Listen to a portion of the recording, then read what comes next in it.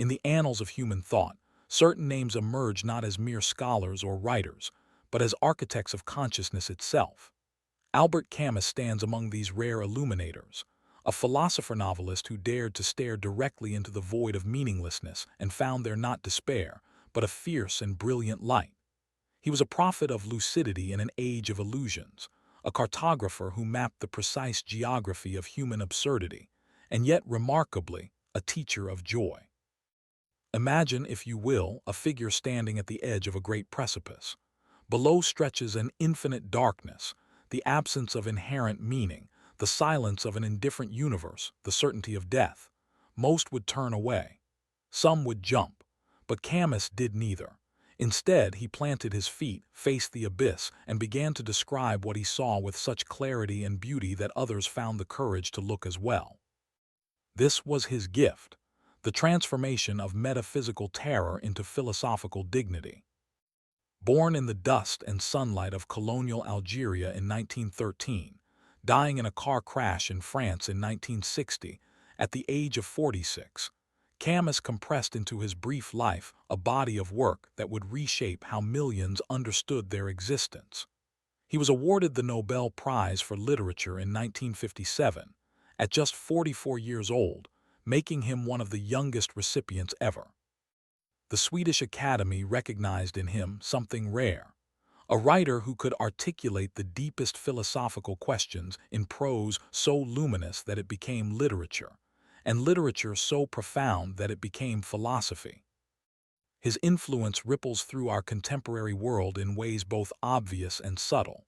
When you encounter the term the absurd in coffee shop conversations or university seminars, you are touching the edge of Camus's gift to our vocabulary. When writers explore themes of rebellion, solidarity, and the creation of meaning in a meaningless world, they walk paths he cleared. When activists speak of revolt and resistance while maintaining their humanity and refusing to become what they oppose, they echo principles he articulated with passionate precision.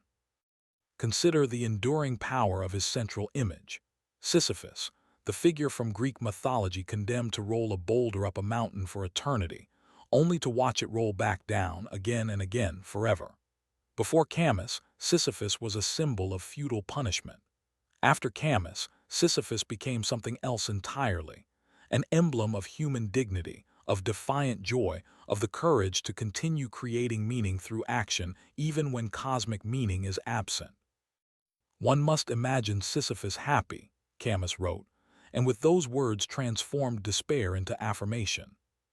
His novels, The Stranger, The Plague, The Fall, have sold millions of copies and been translated into dozens of languages.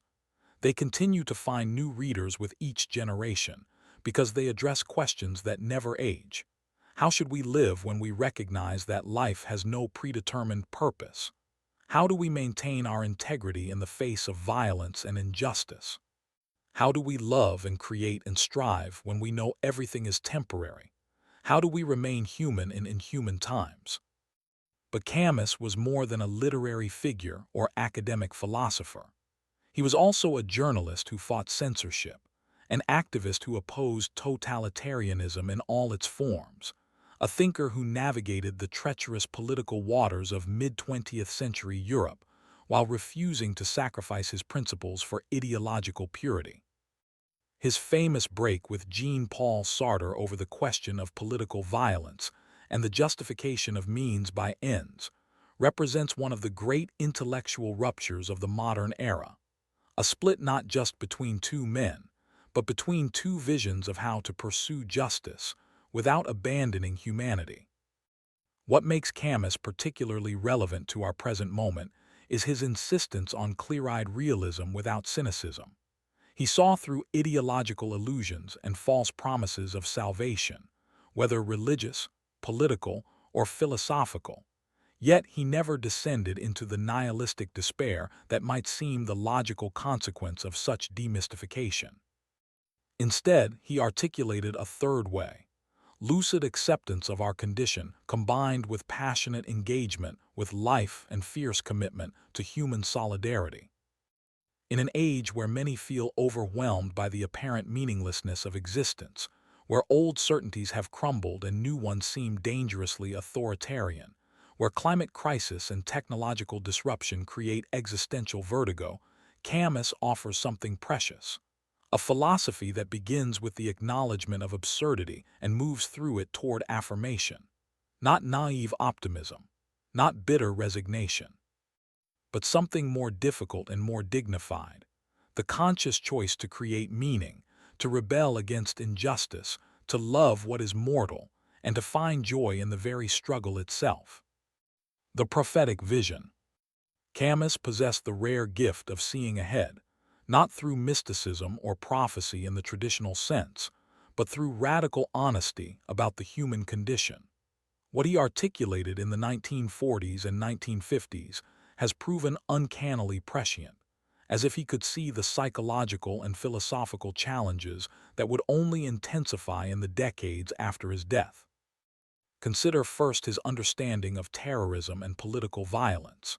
In The Rebel, published in 1951, Camus analyzed how revolutionary movements begin with the noble impulse to resist injustice, but often transform into the very tyranny they opposed.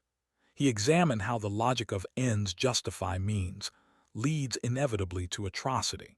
He predicted that the 20th century would be defined by ideologically motivated mass murder, and he was tragically correct. But more than this, he understood the psychological mechanism, how humans can commit horror while believing themselves heroic, how the murder of the individual can be justified in the name of abstract ideals like history, progress, or the revolution. This insight speaks directly to our contemporary struggle with extremism, whether political, religious, or ideological.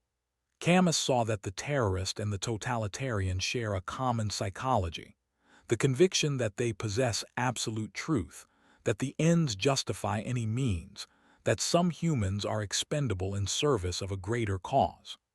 His insistence on limits, on recognizing the boundary beyond which even justified rebellion becomes unjustifiable murder, remains a vital ethical principle in an age of polarization and political violence.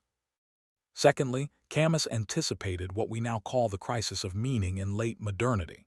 He recognized that the death of God, Nietzsche's declaration that traditional religious frameworks could no longer provide meaning to educated Europeans, would not lead to easy secular substitutes. The 20th century tried to fill the God-shaped hole with political ideologies, scientific materialism, consumer capitalism, and various forms of totalitarianism. Camus saw through all of these as false solutions, new forms of escape from the fundamental absurdity of existence. What neuroscience and psychology now confirm is what Camus understood intuitively. Humans are meaning-making creatures. We cannot simply accept meaninglessness. We must either discover or create significance.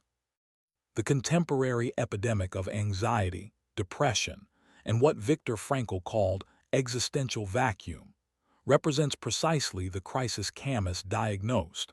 Masses of people living in material comfort but suffering from spiritual starvation, having rejected traditional sources of meaning without successfully constructing authentic alternatives.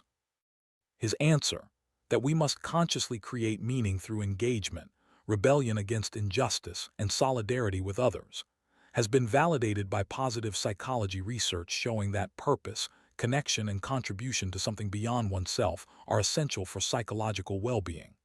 When Martin Seligman, the founder of positive psychology, describes meaning as one of the pillars of flourishing, he echoes what Camus understood, that humans need not cosmic meaning but created, lived meaning. Thirdly, Camus foresaw the dangers of abstraction in moral reasoning. He insisted on the primacy of the concrete human being over abstract principles. "I believe in justice," he wrote, "but I will defend my mother before justice." This wasn't moral relativism but a profound recognition that ideologies become dangerous when they lose sight of actual, individual human beings. When causes become more important than people, atrocity follows. Contemporary research in moral psychology, particularly the work of Jonathan Haidt and others studying moral foundations theory, has revealed how abstract moral reasoning can justify terrible acts, how in-group loyalty can override universal ethical principles, how sacred values can lead to violence. Camus anticipated these findings through philosophical reflection and historical observation. His insistence that we must always return to the concrete, to the face of the other, to the reality of human suffering, offers a corrective to the dangerous abstractions of both left and right ideologies. Fourthly, his exploration of absurdity, the confrontation between human need for meaning and the silent indifference of the universe, speaks directly to discoveries in cosmology and evolutionary biology. We now know with certainty what Camus intuited. The universe has no special concern for humanity. Life evolved without purpose through random mutation and natural selection. Consciousness is likely an accident of neurological complexity, and our individual lives occupy an infinitesimal moment in cosmic time. Rather than finding this knowledge crushing, Camus found it liberating. He would not have been surprised to learn that we are composed of stardust, that our sun will eventually die, that the universe tends toward entropy.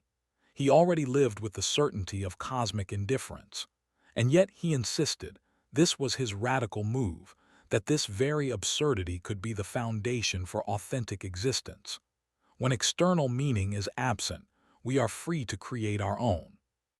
When cosmic significance is denied us, we can find significance in our relationships, our creations, our rebellions, our moments of beauty and solidarity. Finally, Camus understood something about totalitarianism that Hannah Arendt would also explore. Its roots lie not just in political ambition, but in the human inability to tolerate ambiguity and uncertainty. Totalitarian ideologies offer complete explanations, total solutions, absolute certainty. They promise to eliminate the anxiety of freedom, the burden of choice, the discomfort of doubt. They transform the complex texture of reality into simple narratives of good versus evil, progress versus reaction, us versus them. In our current era of political polarization, conspiracy theories, and ideological tribalism, Camus's insistence on maintaining nuance, accepting uncertainty, and resisting the lure of absolute answers has never been more relevant. He teaches us that maturity means learning to live with questions that have no final answers, with tensions that cannot be resolved, with paradoxes that must be sustained rather than collapsed into comfortable certainties. The essential questions. As we embark on this journey through Camus's thought, certain fundamental questions will guide us, questions that have haunted humanity across cultures and centuries, questions that Camus addressed with distinctive clarity and courage. Why do we suffer, and what does our suffering mean? This is perhaps the oldest human question, asked in the Book of Job, explored by the Buddha, wrestled with by every person who has faced anguish. Camus approaches it without the comforts of traditional answers. There is no divine plan that justifies suffering, no cosmic balance where pain is rewarded, no ultimate meaning that makes tragedy bearable. And yet, Camus insists, this doesn't make suffering meaningless in human terms. Our suffering matters because we matter to each other, because solidarity in the face of suffering is itself a form of meaning, because the revolt against unjust suffering is what defines our dignity. In our contemporary world, where suffering comes in new forms, the slow violence of climate change, the psychological toll of social media, the atomization of community, the epidemic of loneliness, this question presses upon us with renewed urgency. Camus teaches us that while we cannot eliminate suffering, we can choose how we respond to it, how we refuse to add to the suffering of others, how we find beauty and joy even in the midst of pain. How can we find authentic meaning in an absurd world? If there is no God to provide purpose, no cosmic teleology pulling us toward some ultimate end, no inherent significance to human existence, then how do we avoid the twin dangers of nihilistic despair and desperate faith in false certainties? This is the central question of Camus's philosophy, and his answer is both rigorous and life-affirming. We create meaning, he suggests, not through belief but through action, commitment, and engagement. We mean something to those we love, to those we help, to the causes we serve. We create significance through our rebellions against injustice, our refusal to accept the unacceptable, our solidarity with others who suffer. The meaning of life is not discovered but constructed, moment by moment, choice by choice, act by act. For modern people navigating a world that often feels purpose-depleted, this question is deeply personal. How do we get up each morning and engage with life when we lack the old religious certainties or ideological convictions? Camus offers a path. We accept the absurd without being defeated by it. We create our own meaning while acknowledging its human rather than cosmic source. We say yes to life despite everything. What is the relationship between the individual and the collective? Camus navigated carefully between the extremes of radical individualism and submersion in the collective. He refused both the libertarian fantasy that we are self-sufficient atoms and the communist delusion that individual rights should be sacrificed for historical progress. Instead, he articulated a vision of solidarity that respects individual dignity while recognizing our fundamental interdependence. This question has contemporary urgency as we face collective challenges, pandemics, climate crisis, technological disruption, that require coordinated response while also confronting the dangers of mass movements and conformity pressures. How do we maintain individual integrity while participating in collective action? How do we honor our responsibilities to the community without losing ourselves? Camus provides guidance. We stand together in resistance to injustice, but we never allow the collective to justify the sacrifice of the individual. How do we integrate the darkness within ourselves? Though Camus is less concerned with depth psychology than Jung or Freud, he deeply understands the capacity for cruelty and violence that exists in every human heart. He saw it in himself during the war, in the French Resistance, where he participated in actions that involved violence and death. He recognized that the line between victim and executioner, between the oppressed and the oppressor, is frighteningly thin. His novel The Fall explores this darkness, the self-deception, moral cowardice, and bad faith that characterize so much human behavior. But unlike some existentialists who seem to revel in human degradation, Camus maintains a vision of human dignity even while acknowledging our capacity for evil. The question becomes, how do we recognize our own potential for wrongdoing without being paralyzed by guilt? How do we remain vigilant against our own capacity for cruelty while still engaging with life? In an age of social media where people present curated versions of themselves, where moral outrage is performative, where everyone claims the high ground, Camus's insistence on honesty about our own failings offers a corrective. True ethics begins with self-knowledge, with recognition of our own shadows. What path leads to genuine wholeness and peace? Camus is not a guru promising enlightenment or a therapist offering techniques for self-actualization. Yet his philosophy implicitly contains a vision of human flourishing, what he calls living with lucidity and passion, facing the absurd with both clear eyes and full heart. Wholeness for Camus doesn't mean resolution of all contradictions or achievement of perfect harmony. Rather, it means living fully in the tension between our mortality and our desire for immortality, between cosmic meaninglessness and human significance, between the desire for certainty and the reality of ambiguity. Peace comes not from escape, but from acceptance, not from answers, but from learning to live beautifully with questions. This vision speaks to contemporary seekers who have tried various paths to wholeness: therapy, meditation, self-help, spiritual practice, and found them insufficient. Camus offers something different, not techniques but a stance, not solutions but a way of being that integrates the tragic and the joyful dimensions of existence. How do we love in the face of impermanence? Every love is temporary. Every beloved will die, or we will die first. Every connection we forge with another person is shadowed by mortality. Does this make love meaningless? Or does the very temporariness of love make it more precious, more urgent, more real? Camus, who loved deeply, his wife, his many lovers, his friends, his mother, understood both the joy and the tragedy of human connection.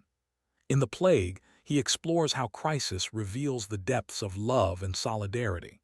In his personal life, he struggled with fidelity and commitment, torn between his desire for freedom and his recognition of responsibility to others. This question resonates powerfully in our age of dating apps and disposable relationships, where connection is often superficial and commitment feels risky. How do we love fully when we know it will end?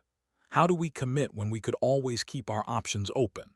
Camus teaches that the very brevity of love makes it sacred, that mortality doesn't diminish but intensifies the value of connection. What does it mean to live with integrity in morally ambiguous times? Camus lived through moral complexity, World War II, the Algerian War, the Cold War divide between capitalism and communism. He refused to take easy positions. He opposed Hitler without endorsing Allied atrocities. He fought for Algerian independence while refusing to justify terrorism. He rejected Soviet communism while maintaining solidarity with the oppressed. This commitment to nuance, to maintaining moral clarity while acknowledging complexity, cost him. He was attacked from both left and right, called naive by the communists and insufficiently radical by the anti-colonialists. Yet he maintained his position. We must oppose injustice without becoming unjust. We must rebel without becoming executioners. We must maintain our humanity even when fighting the inhuman.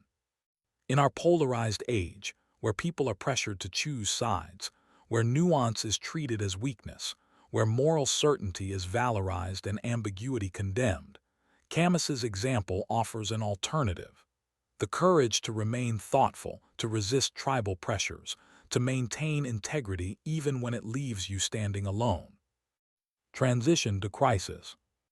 To understand Camus's answers to these eternal questions, we must first journey to the moment when his own world collapsed, when the comfortable assumptions of his youth crumbled, and when he began the difficult work of constructing a philosophy adequate to his experience. We must go to Algeria, to poverty and sun and sea, to tuberculosis and death, to the peculiar clarity that comes from facing mortality at a young age. Chapter 2: The Catalyst. Historical context: Algeria between two worlds. The world into which Albert Camus was born in 1913 was a study in contrasts and contradictions, a colonial reality that would shape his consciousness and haunt his philosophy until his death. Algeria was not simply a French colony. It was, according to French law, an integral part of France itself, 3 departments on the other side of the Mediterranean. Yet this legal fiction masked a brutal truth. The vast majority of the population, Muslim Algerians of Arab and Berber descent, lived in poverty and subjugation, while a minority of European settlers, the Pieds Noirs, enjoyed comparative privilege. Camus was born in Mondovi, a small town in eastern Algeria, into this Pied Noir community, but at its very bottom rung. His father, Lucien Camus, was an agricultural worker, a cellarman in a winery, as far from the wealthy colonial landowners as a French-born Algerian could be. The Camus family knew poverty intimately, not the romanticized poverty of philosophy, but the grinding, humiliating poverty that shapes every choice, that marks the body and bends the spine. When Albert was less than a year old, World War I erupted across Europe. Lucien Camus was called up to fight for France in a war that had nothing to do with Algeria, nothing to do with the soil he worked. At the Battle of the Marne in 1914, a piece of shrapnel pierced his skull. He died in a military hospital, leaving behind a widow who could barely read and 2 small sons. Albert would never know his father except through a single photograph, and the fragment of shell casing that was kept as a grim relic. This absence, the missing father, created a kind of emptiness at the center of Camus's life, a space that would never be filled. In his autobiographical novel The First Man, written at the end of his life and left unfinished at his death, Camus explored this void, the peculiar loneliness of growing up without a father in a culture where paternal authority was assumed to be foundational. The absent father became a metaphor for the absent God, for the missing meaning that humans seek but never find. After Lucian's death, Catherine Camus, Albert's mother, moved with her two sons to Algiers, the capital, to live in her own mother's small apartment in the working-class district of Belcourt. Imagine the scene. A tiny, dark apartment on Rue de Lyon, cramped and airless, shared by 5 people: Catherine, her 2 sons, her mother, and her brother Etienne. The grandmother, a severe woman with a whip-like tongue, dominated the household. Catherine herself was partially deaf, spoke rarely, and worked as a cleaning woman to support the family, coming home exhausted each evening. This was the world of Camus's childhood. Poverty without poetry, labor without respite, a life circumscribed by necessity. And yet, and this is crucial, there was also the Mediterranean world beyond the apartment. The intense North African sun, the brilliant sea, the beaches where poor children swam naked, the soccer games in dusty lots, the sensual richness of a world alive with light and heat, and the smell of jasmine and anise. Camus would later write of the tension between these two realities, the poverty and the beauty, the suffering and the sensual joy, as foundational to his understanding of existence. In the essay, Return to Tapasa, he describes how the poverty of his childhood taught him that not everything is well under the sun, but also how the Mediterranean sun taught him that history isn't everything. This double vision, seeing both the tragedy and the beauty, the injustice and the glory, would become characteristic of his mature philosophy. The Algiers of Camus's youth was a city of hierarchies and segregations, though not yet as violent as it would become. French was the language of education and advancement, Arabic the language of the majority excluded from power. The European quarter, with its wide boulevards and cafes, existed alongside the Arab Kasbah, with its labyrinthine alleys and invisible women. Camus, as a poor pied noir, occupied an ambiguous position, legally European but economically closer to the colonized than to the colonizers. In school, Camus encountered the first great fortune of his life, a teacher named Louis Germain who recognized his exceptional intelligence and helped him win a scholarship to the Lycée, the French academic high school. This was an extraordinary opportunity, one that lifted him from the near certainty of manual labor into the world of books and ideas. Germain became a kind of substitute father, and when Camus won the Nobel Prize in 1957, his dedication of the award went not to his mother or his wife, but to this teacher who had saved him. At the Lycée, Camus excelled, discovering philosophy and literature with the passion of someone to whom such luxuries should have been forever forbidden. He read voraciously the French classics, the Greek philosophers Dostoevsky and Nietzsche, Gide and Malraux. He played soccer with a skill that nearly made him a professional athlete. He formed friendships with other intellectual young men, discussing ideas late into the night, dreaming of becoming writers and thinkers themselves. The world beyond Algeria in these years, the 1920s and early 1930s, was turbulent. The Russian Revolution had created a communist state that promised to overthrow capitalism and create a workers' paradise. Fascism was rising in Italy under Mussolini and would soon rise in Germany under Hitler. The global economy collapsed in 1929, throwing millions into unemployment and desperation. Traditional certainties were crumbling: religious faith, colonial superiority, faith in progress, belief in European civilization. In intellectual circles, existentialism was beginning to emerge as a philosophical response to this crisis of meaning. Kierkegaard and Nietzsche, dead for decades, were being rediscovered. Heidegger in Germany was developing his phenomenological ontology.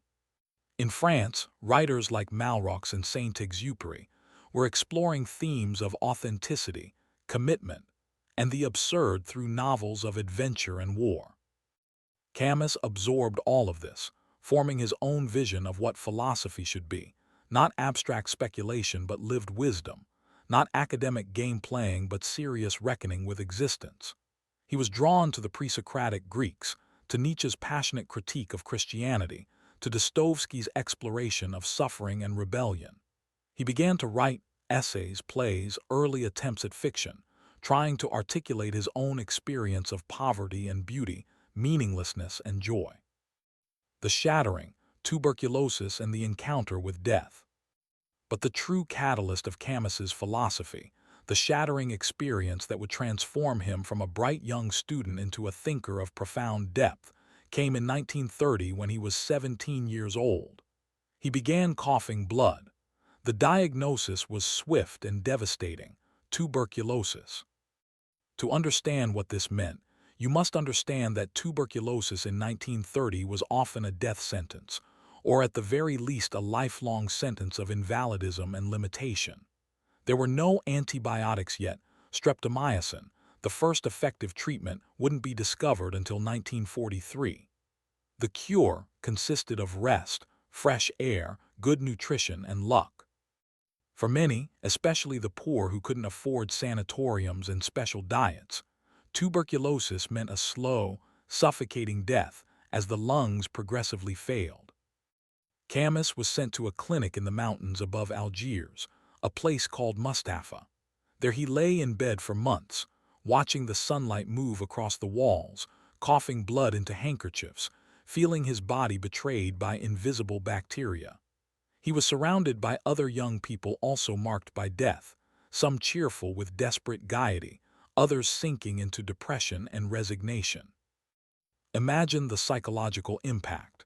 You are 17, full of energy and ambition, your whole life before you, and suddenly you are told that this life might be very brief, that your body cannot be trusted, that death is not a distant abstraction but a pressing reality. Camus would later write that tuberculosis taught him everything he needed to know about the absurd, the radical disjunction between what we desire, life, health, time to fulfill our projects, and what we are given, death, disease, the arbitrary limitations of our condition.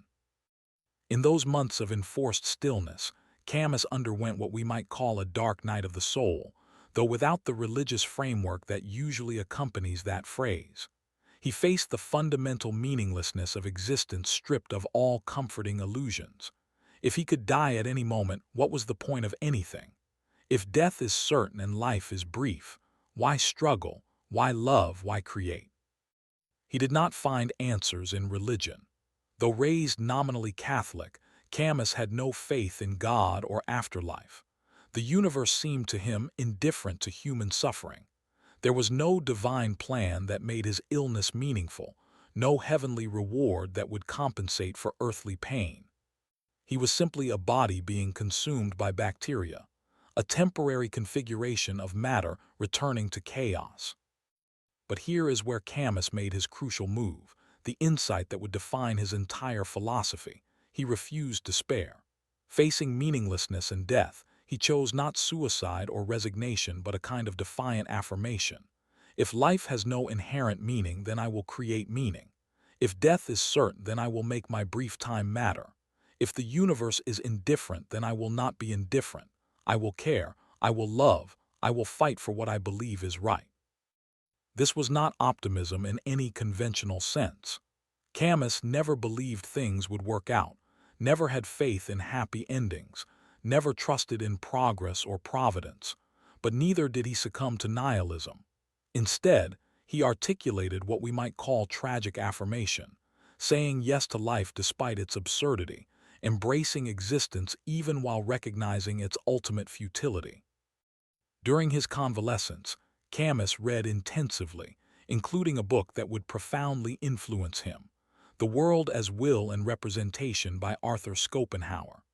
Schopenhauer argued that life is essentially suffering, that desire is endless and satisfaction temporary, that the wise response is resignation and withdrawal from the will to live. Camus recognized the accuracy of Schopenhauer's diagnosis. Yes, life is suffering. Yes, desire is insatiable. Yes, death nullifies everything. But he rejected the prescription. Instead of withdrawal, Camus would advocate engagement. Instead of resignation, rebellion. Instead of denying the will to live, embracing it fully while acknowledging its absurdity. He also encountered the pre-Socratic philosophers, especially Heraclitus and the Stoics, who taught acceptance of fate while maintaining inner freedom.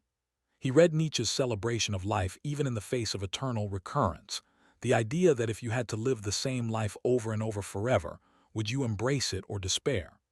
Camus found in Nietzsche a kindred spirit, someone who faced the death of God without flinching, who proclaimed the need to create new values, who insisted on joy despite everything.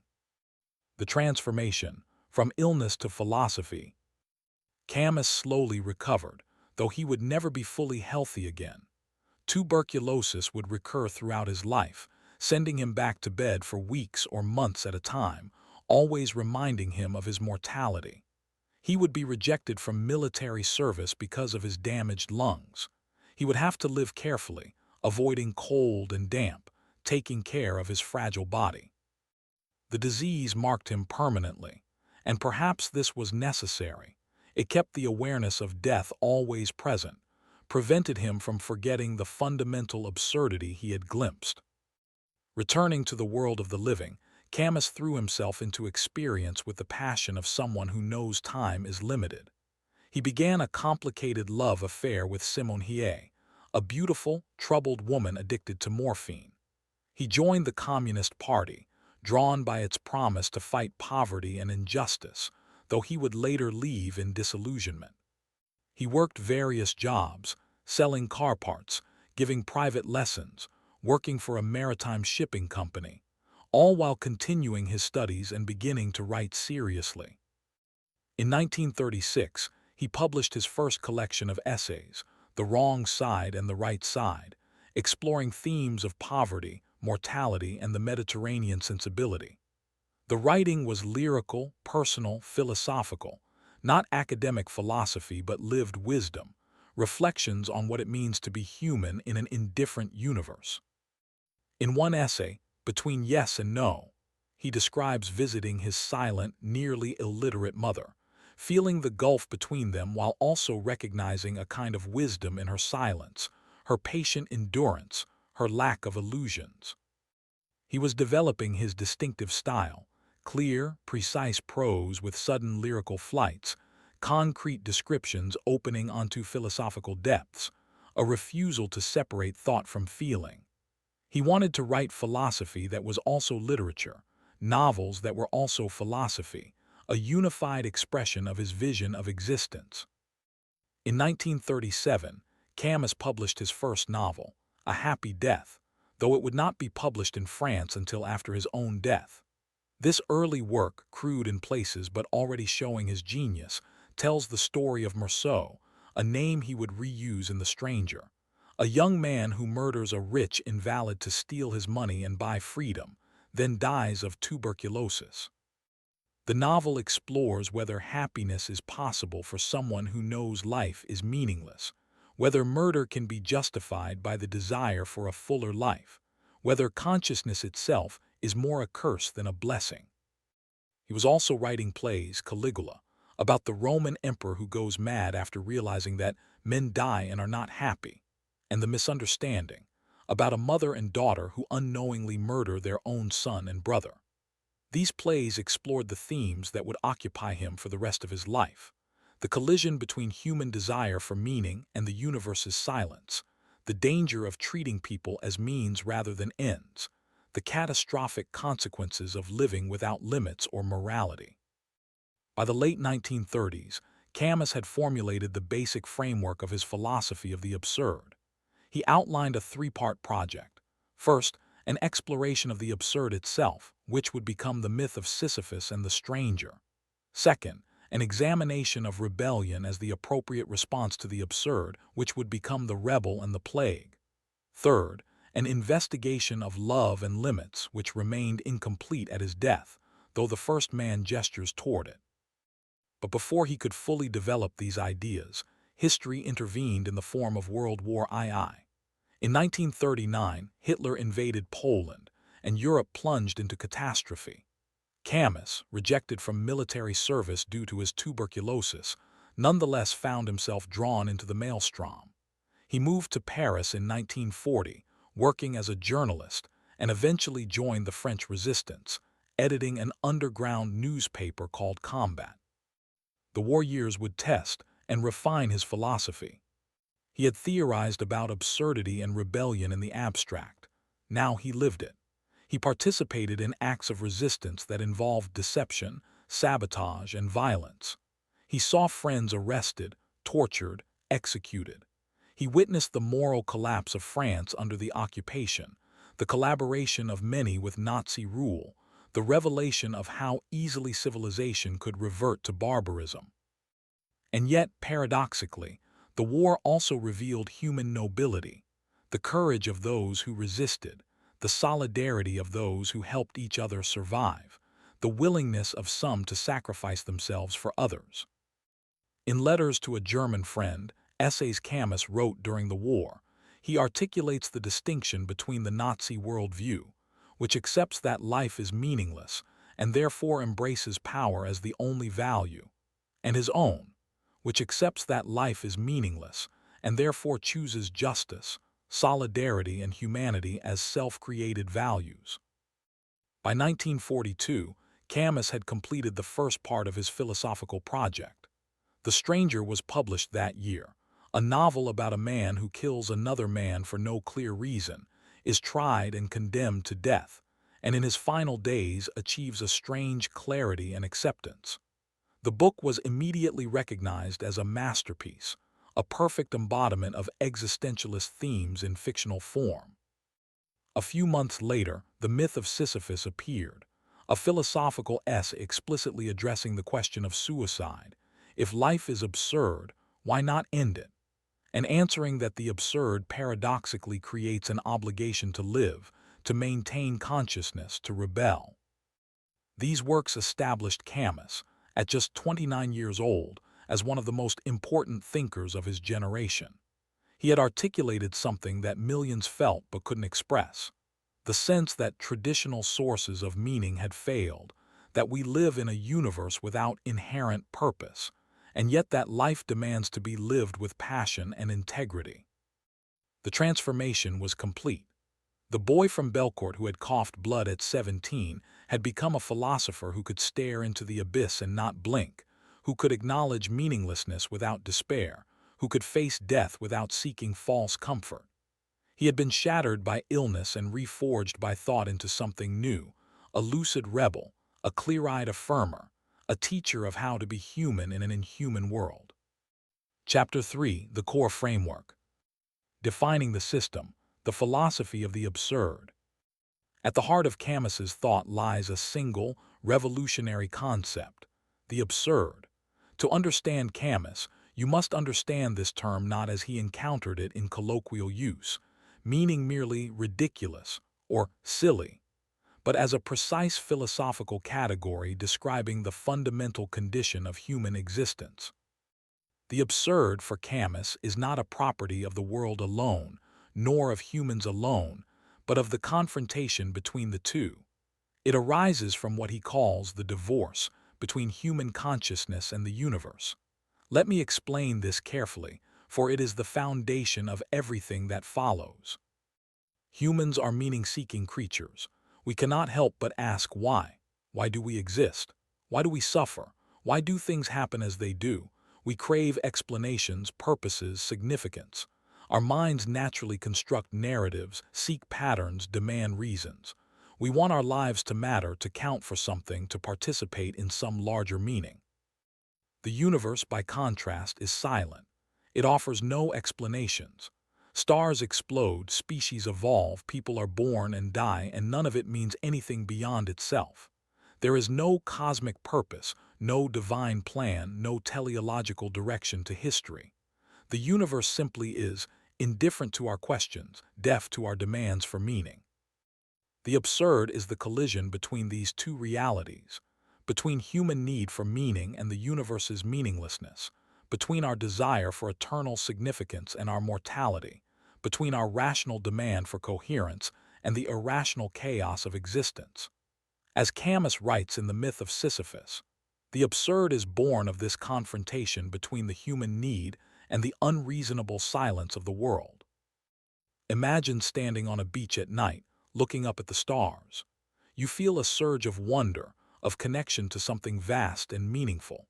You want this moment to signify something, to be part of some grand design. But the stars are merely burning balls of gas, indifferent to your existence, and you are merely an arrangement of atoms that happens to be conscious for a brief moment before disintegrating. The feeling of significance and the reality of insignificance exist simultaneously. That tension, that contradiction impossible to resolve, is the absurd. Or imagine this. You spend years building a career, achieving success, accumulating wealth and status, and then you die and in a few generations no one remembers you existed. All your striving, all your accomplishment ultimately means nothing in cosmic terms. Yet while alive, you cannot help but care deeply about these things, cannot help but strive and hope and plan. This gap between how much it matters to you and how little it matters objectively, this is absurdity. The absurd is not an unfortunate accident that might be corrected through better philosophy or deeper faith. It is permanent, structural, inherent to the human condition. We cannot eliminate our need for meaning, and we cannot make the universe provide it. We are condemned to desire what we cannot have, to ask questions that have no answers, to seek permanence in a world of flux and dissolution. Now, Camus identifies three traditional responses to the absurd, all of which he rejects as forms of escape or philosophical suicide. First, physical suicide. If life is meaningless, why continue? Why not simply end the absurd confrontation by ending consciousness itself? Camus calls this the fundamental question of philosophy, whether life is or is not worth living. His answer is complex. Suicide is a confession that life is too much, that the absurd has won. But more importantly, suicide eliminates the very consciousness that makes the absurd possible. It's not a solution but an evasion, a way of not facing the problem. Second, hope in another world. This is what Camus calls philosophical suicide, the leap into religious faith that promises an afterlife where everything will be explained, where suffering will be redeemed, where meaning will be revealed. Kierkegaard's leap of faith, Christian salvation, Buddhist nirvana, all are ways of saying, yes, this world is absurd, but there's another world where it all makes sense. Camus respects the courage this takes, but ultimately sees it as a form of escapism, a refusal to fully inhabit the human condition, a hope that undermines lucid acceptance. Third, philosophical systems that deny the absurd. Existentialists like Heidegger or Jaspers, who construct elaborate metaphysical systems that explain existence, or Marxists who place faith in historical progress, or even certain atheist philosophers who try to derive meaning from reason or nature. All of these, Camus argues, are attempts to escape the absurd through abstraction, to paper over the fundamental meaninglessness with complex intellectual structures. Having rejected these three escapes, Camus proposes his own response, absurdist living. This means maintaining consciousness of the absurd while refusing to escape it through suicide or hope. It means living fully in the tension, accepting meaninglessness while nonetheless creating meaning through engagement, rebellion, and passion. The absurd man, Camus writes, says yes, and his effort will henceforth be unceasing. Yes to what? Yes to life without illusions, yes to mortality, yes to struggle without victory, yes to the creation of human meaning even while acknowledging its cosmic futility. This is not optimism. Camus is clear that nothing turns out well in the end, that death awaits, that entropy wins. But neither is it pessimism or nihilism. It is something harder to define, lucid acceptance combined with passionate engagement. Think of it this way. Imagine you're playing a game you know is rigged, that you cannot win, that will eventually defeat you. One response is to stop playing suicide. Another is to pretend the game isn't rigged, that you might win hope. A third is to construct elaborate theories about why the game has deep significance, philosophy. Camus's response is to keep playing with full knowledge that you'll lose, to play as well as you can, to find joy in the playing itself, and to refuse to let the impossibility of victory diminish your commitment to the game. The myth of Sisyphus, the absurd hero. Camus's central image for this philosophy is drawn from Greek mythology. Sisyphus, the king condemned by the gods to roll a boulder up a mountain for eternity. Each time he nears the summit, the boulder rolls back down and he must return to the bottom and begin again. Forever. No progress, no completion, no escape, just endless, pointless labor. Before Camus, Sisyphus was simply a symbol of futile punishment. After Camus, he becomes something magnificent, a model for how to live in an absurd universe. Consider Sisyphus's situation. He is fully conscious of his fate. He knows the boulder will roll down, knows his labor is endless, knows there is no purpose to his striving, and yet he continues. He pushes the boulder up the mountain with full knowledge of its futility. In this, Camus sees not tragedy but triumph. The crucial moment, Camus tells us, is when Sisyphus walks back down the mountain to retrieve the boulder. In this moment of pause, he is fully aware of his condition. He sees clearly the absurdity of his situation. And this clarity, this lucid consciousness, is his victory over the gods who thought to punish him. One must imagine Sisyphus happy, Camus writes in what is perhaps his most famous line. But why happy? Not because he deludes himself that the labor has meaning, not because he hopes for eventual release, not because he has found some metaphysical justification for his suffering.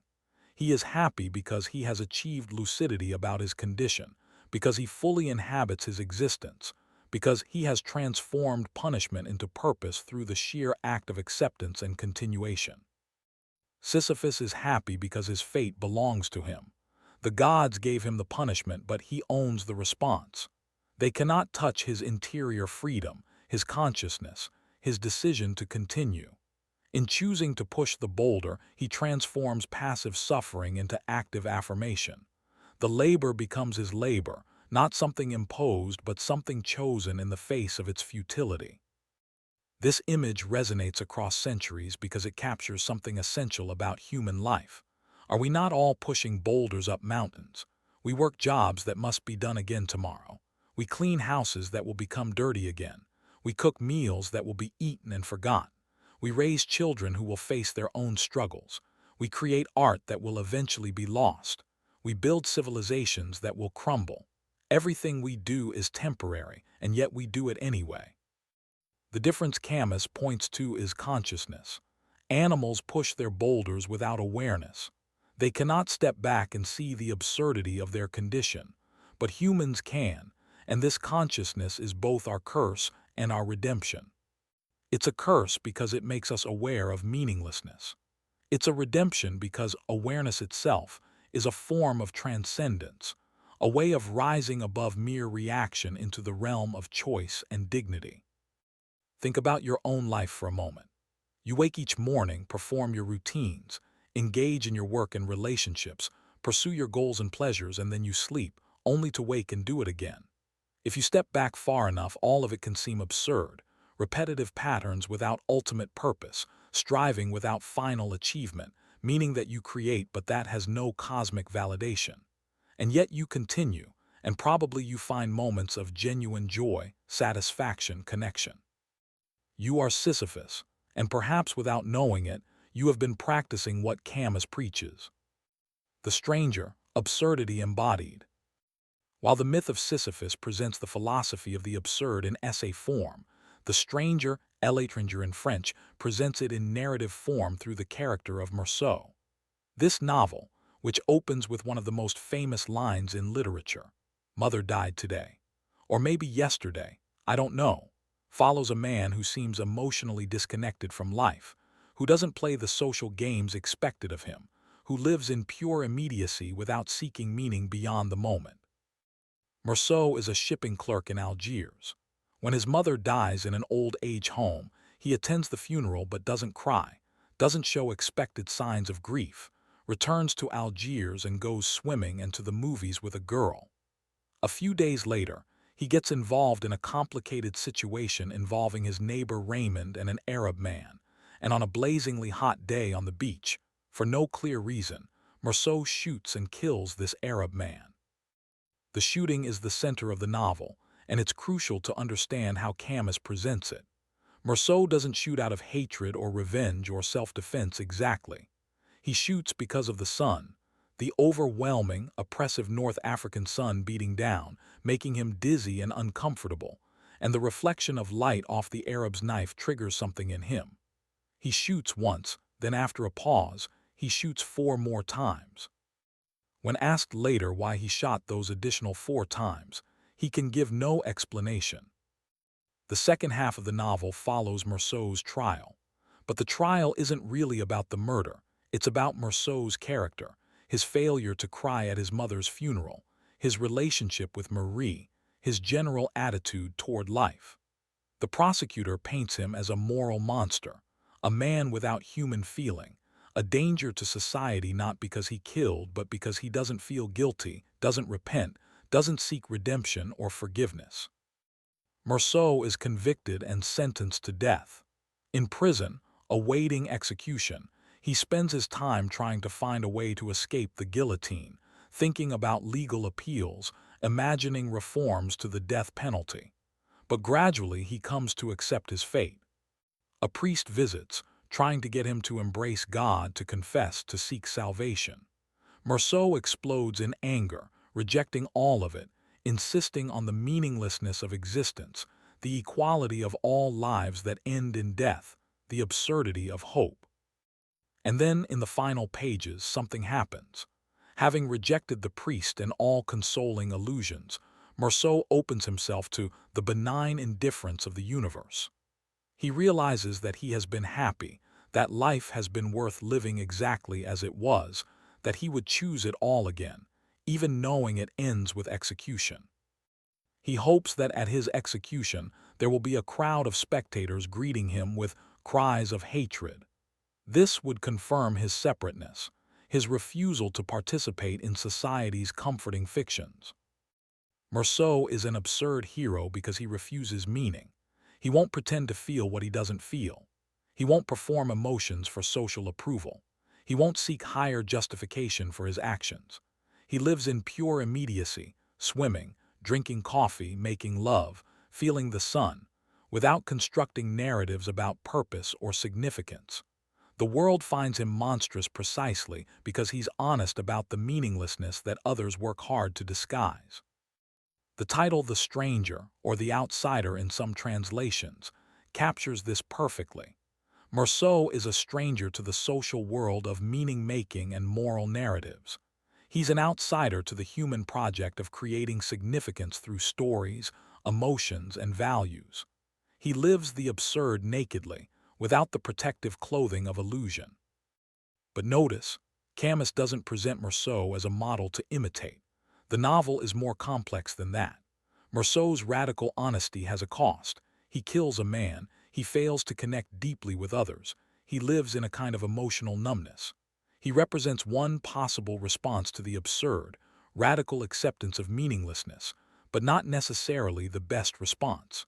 He embodies the clarity Camus values but lacks the rebellion and engagement that Camus will advocate in his later work. The 3 characteristics of absurd life.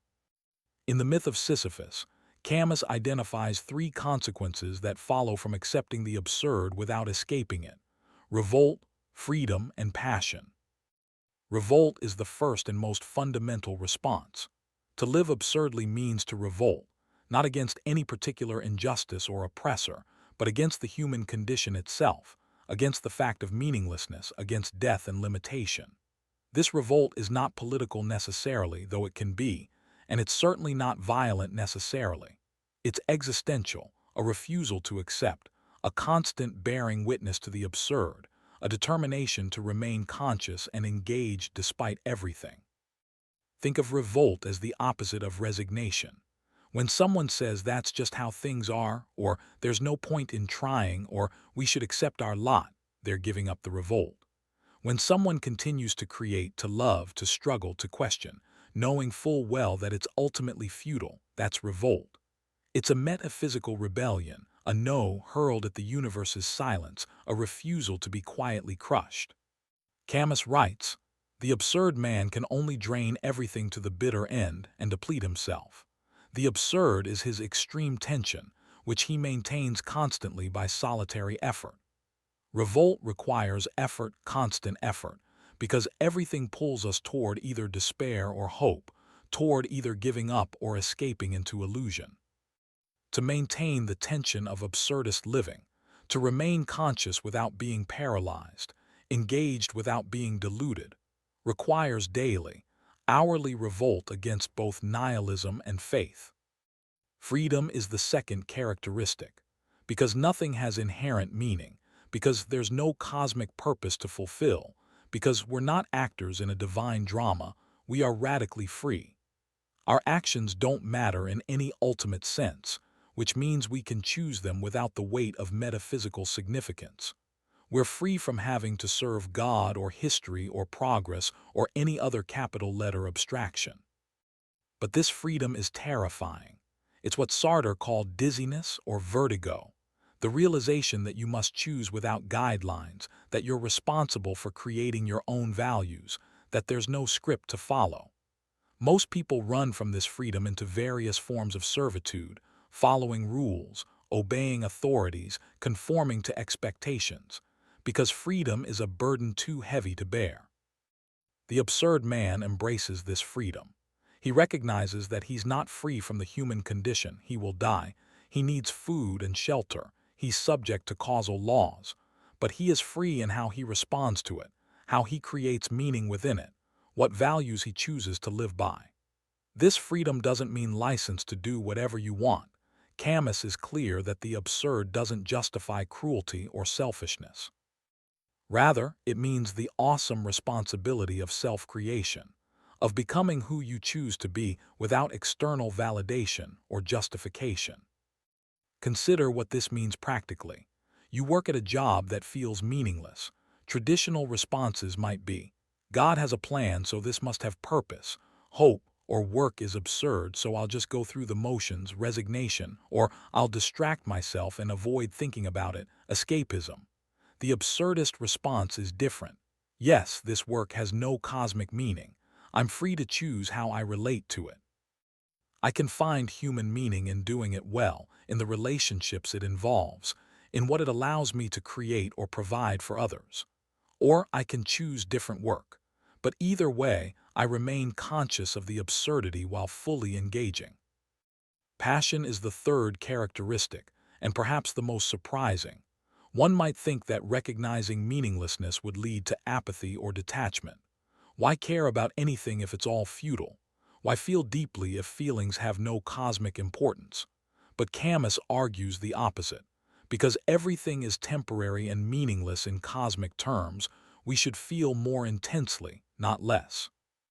Because we have only this brief moment of consciousness, we should experience it fully, savoring every sensation, every connection, every moment of beauty. The absurd man lives with quantity, rather than quality of experience, Camus says.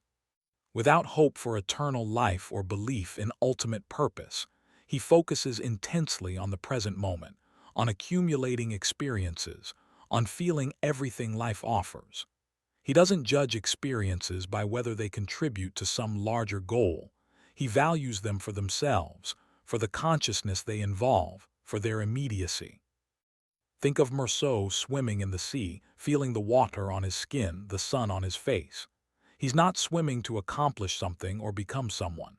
He's swimming for the pure experience of swimming, the sensation itself. This is passion, not in the sense of violent emotion necessarily, but in the sense of full presence, acute awareness, engagement with the moment. Camus himself lived this way, swimming in the Mediterranean, playing soccer, having affairs, drinking with friends, attending theater, writing intensely. He was not an ascetic philosopher removed from life's pleasures. He was sensual, embodied, passionate. He believed that recognizing absurdity should lead not to withdrawal but to deeper engagement, not to depression but to a kind of fierce joy in being alive at all. Contrasts and conflicts, Camus versus his contemporaries. To fully understand Camus's distinctive position, we must see how it differs from other existentialist and absurdist thinkers of his time. Though he's often grouped with existentialists like Sartre, Heidegger, and Kierkegaard, Camus's philosophy has crucial differences. Versus Kierkegaard. Søren Kierkegaard, the 19th century Danish philosopher often called the father of existentialism, faced the same confrontation with absurdity that Camus did. Kierkegaard recognized that religious faith cannot be rationally justified, God's existence cannot be proven, Christianity's claims are paradoxical and absurd. But where Camus rejects faith as philosophical suicide, Kierkegaard embraces it as a leap, a passionate, irrational commitment that transcends reason. For Kierkegaard, the highest form of human existence is religious existence, where one relates absolutely to the absolute God and relatively to the relative everything else. The paradigm is Abraham, willing to sacrifice Isaac because God commanded it, suspending ethics for faith. This is what Kierkegaard calls the teleological suspension of the ethical. Faith operates at a level beyond rational ethics. Camus finds this unacceptable. To him, the leap of faith is an escape from the absurd, a refusal to live fully in the tension of meaninglessness. Moreover, Camus deeply distrusts any philosophy that places something God, history, the nation, above human beings and their concrete suffering. When Kierkegaard says faith might require sacrificing ethics, Camus hears a justification for fanaticism. For Camus, humans and their suffering must always be the measure. Nothing transcendent can justify harming concrete individuals. The debate comes down to this. Both men face the same void. Kierkegaard leaps across it into faith. Camus refuses to leap, choosing instead to live consciously in the void, creating human meaning without metaphysical support. Versus Sartre. Jean-Paul Sartre, Camus's contemporary and eventually his enemy, developed a systematic existentialist philosophy centered on radical freedom and the concept of bad faith, the denial of one's freedom through self-deception. Sartre's slogan, "Existence precedes essence," means that humans have no fixed nature, we exist first, then create ourselves through our choices. Camus and Sartre seem similar on the surface, both atheist, both focused on freedom and choice, both rejecting traditional morality. But crucial differences emerged, leading to their famous rupture in 1952. First, Sartre's philosophy is more abstract and systematic. He builds elaborate metaphysical structures. Being and Nothingness is nearly 700 pages of dense phenomenological analysis. Camus distrusts such systems, seeing in them an attempt to escape the absurd through intellectual construction. Camus's philosophy remains closer to lived experience, more literary, less systematic. Second, they differed profoundly on politics. Sartre, following Marx, believed that historical progress toward a just society was possible, and that violence might be justified in service of revolution. After the Soviet Union was revealed to run brutal labor camps, Sartre equivocated, arguing that one couldn't criticize communist violence without also criticizing capitalist violence, that one had to choose sides in the Cold War even if both sides were flawed. Camus was horrified. In The Rebel, he argued that any philosophy that justifies murder, that treats individual humans as expendable in service of historical progress, that says the ends justify the means, such philosophy recreates the very tyranny it claims to oppose. You cannot build a just society through unjust means.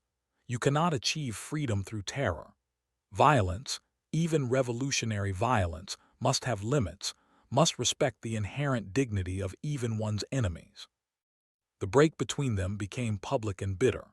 Sartre's journal Les Temps Modernes published a savage review of The Rebel, essentially accusing Camus of bourgeois naivete and moral cowardice. Camus responded with a long, angry letter. They never spoke again. Camus felt betrayed by the intellectual left's willingness to excuse Soviet atrocities, felt abandoned in his attempt to articulate an ethics that refused both capitalist injustice and communist tyranny. The philosophical issue beneath their personal rupture was fundamental. Can political action justify individual sacrifice? Sartre, despite all his emphasis on freedom, ultimately subordinated individual ethics to historical necessity. Camus refused. For him, the human person must always remain the measure. No cause, however just, can justify treating people as means rather than ends. Versus Heidegger. Martin Heidegger's Being and Time, 1927, profoundly influenced French existentialism, including Camus. Heidegger analyzed being toward death, the way authentic existence requires facing one's mortality. He described thrownness, the fact that we find ourselves existing without having chosen to, in circumstances we didn't select. He explored des man, the they, the way people lose themselves in conformity and inauthenticity. All of this resonates with Camus's themes, but Heidegger's philosophy aims at something Camus rejects, a kind of quasi-mystical encounter with being itself, a depth beyond everyday absurdity, an authentic dwelling that connects with something fundamental. Heidegger's language becomes obscure and elevated, speaking of the clearing, the fourfold, the event of appropriation, terms that suggest access to meaning beyond the human. Camus sees this as evasion, another form of philosophical suicide. We don't need elaborate ontology or mystical encounter with being. We need lucidity about our condition and courage to live despite it. Heidegger's philosophy, for all its profundity, seems to Camus another attempt to escape the simple, brutal fact. The universe is silent, death is certain, meaning is human creation. Moreover, Heidegger's embrace of Nazism. He joined the party in 1933 and never fully repudiated it, confirmed Camus's suspicion that abstract philosophy can lead to moral blindness. When thought becomes too removed from concrete human suffering, intellectuals can convince themselves of anything. Camus valued clarity and simplicity partly as protection against the seductions of systematic philosophy that might justify horror. Versus Nietzsche. Friedrich Nietzsche, who died in 1900, profoundly influenced Camus. Nietzsche proclaimed the death of God, analyzed ressentiment and slave morality, called for the transvaluation of all values, and celebrated the Übermensch, the overman who creates his own values. Like Camus, Nietzsche faced meaninglessness without flinching and found in it not despair but liberation. But Camus worried about aspects of Nietzsche's philosophy. The will to power, the contempt for the weak, the celebration of the strong, these elements could be, and were, twisted to justify domination and cruelty. Nietzsche himself was not a proto-fascist, but his philosophy could be read that way, and the Nazis did appropriate him, distorting his thought but finding purchase in his language. Camus loved Nietzsche's amor fati, love of fate, saying yes to life including its suffering, but rejected any philosophy that might justify treating some humans as superior to others, that might valorize power over justice, strength over compassion. Where Nietzsche seemed to celebrate the exceptional individual who transcends morality, Camus insisted on solidarity, on human equality in the face of absurdity, on limits that even the strongest must respect. The difference is subtle but crucial. Both men say yes to life. But Nietzsche's yes includes yes to hierarchy, to struggle, to the strong overcoming the weak. Camus's yes includes yes to solidarity, to justice, to the equal dignity of all who suffer. Nietzsche's affirmation is aristocratic, Camus's is democratic. Versus Dostoevsky.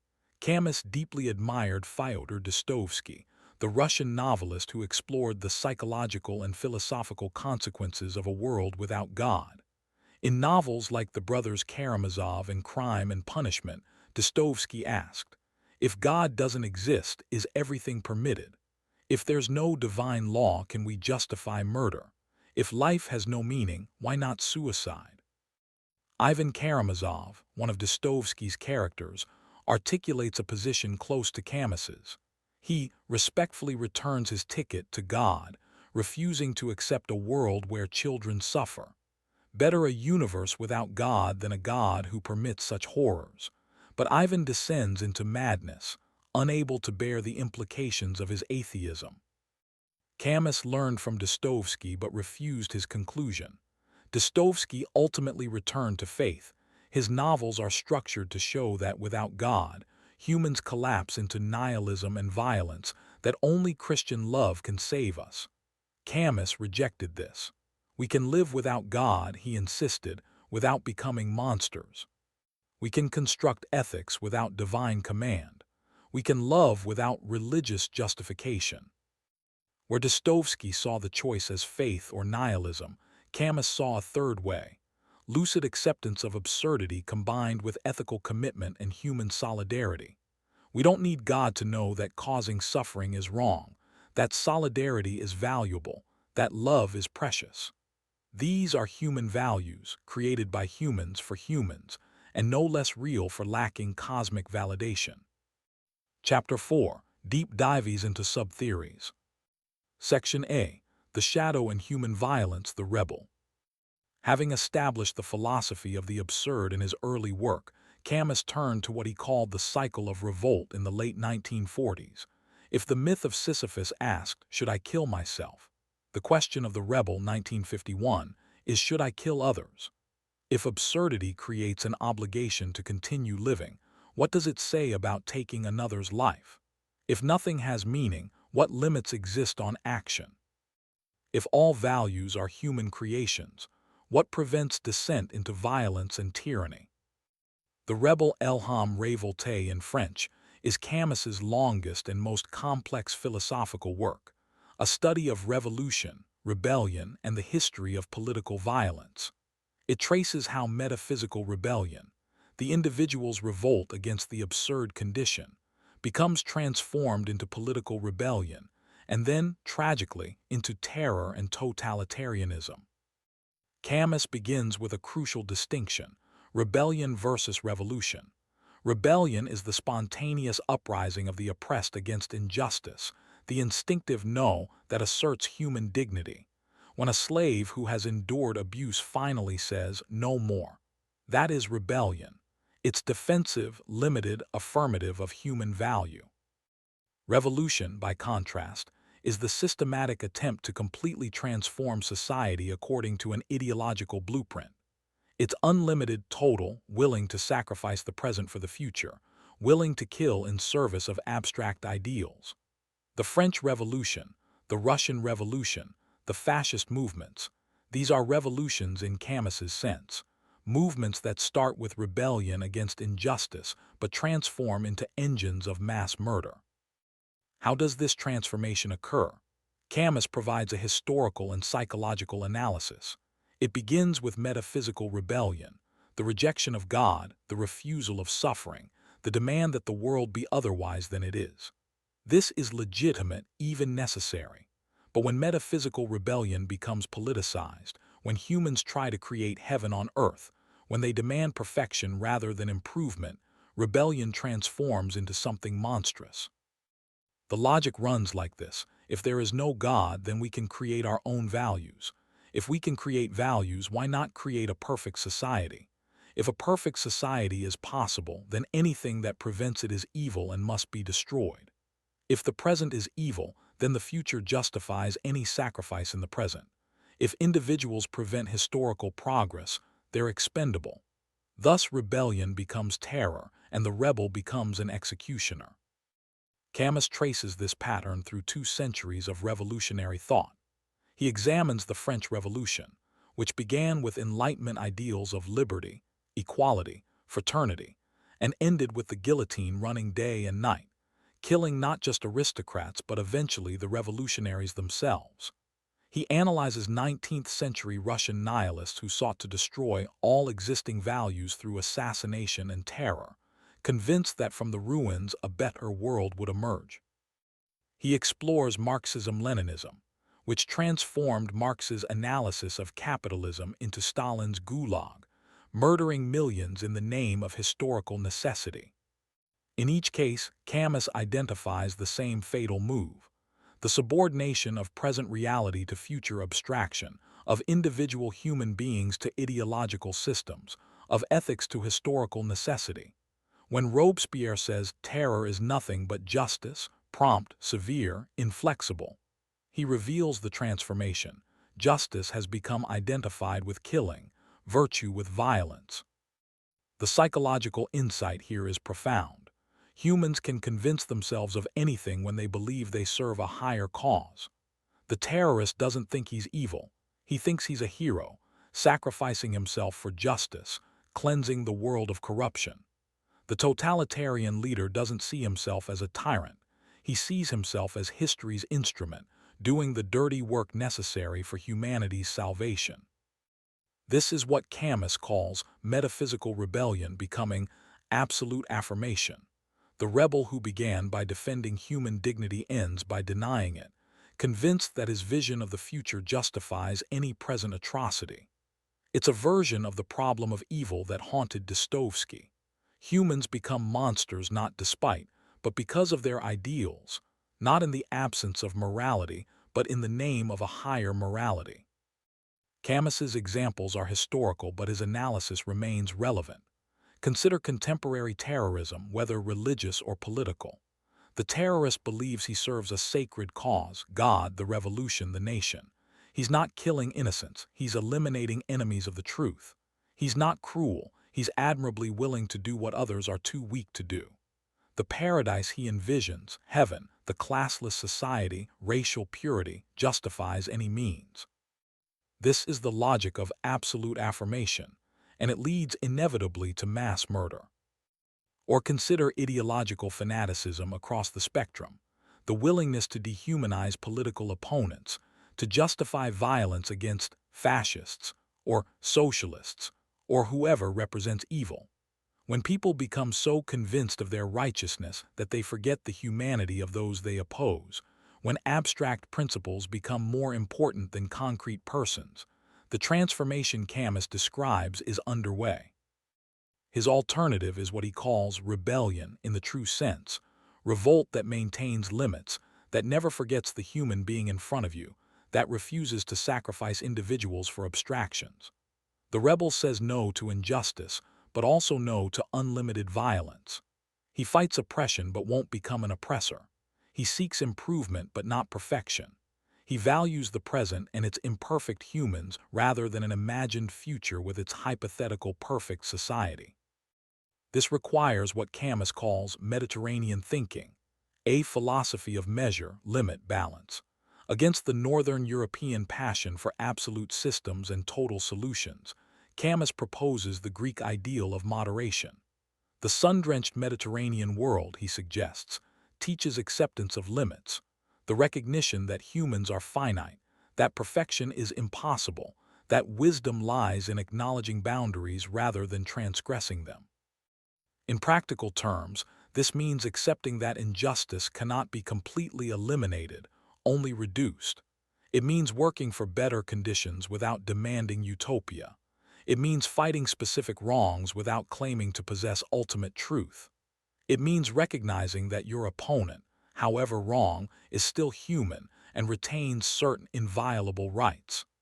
Camus applies this to the Algerian situation, the colonial reality that haunted his entire life. He opposed French colonial domination and called for reforms, better treatment of Arabs, eventual independence. But he also opposed the FLN's terrorist tactics, their killing of civilians, their descent into the logic of absolute war. This nuanced position satisfied no one. The French saw him as a traitor, the Algerians as a coward.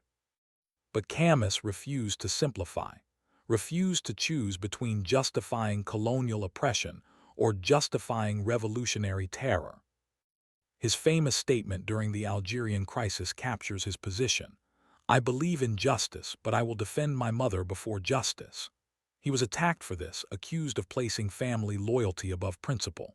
But what he meant was deeper, that no abstraction, however noble justice, revolution, progress, can justify harming concrete individuals you love. When ideologies demand you sacrifice those closest to you, something has gone terribly wrong. Ethics must begin with the face in front of you, not with historical necessity or ideological purity.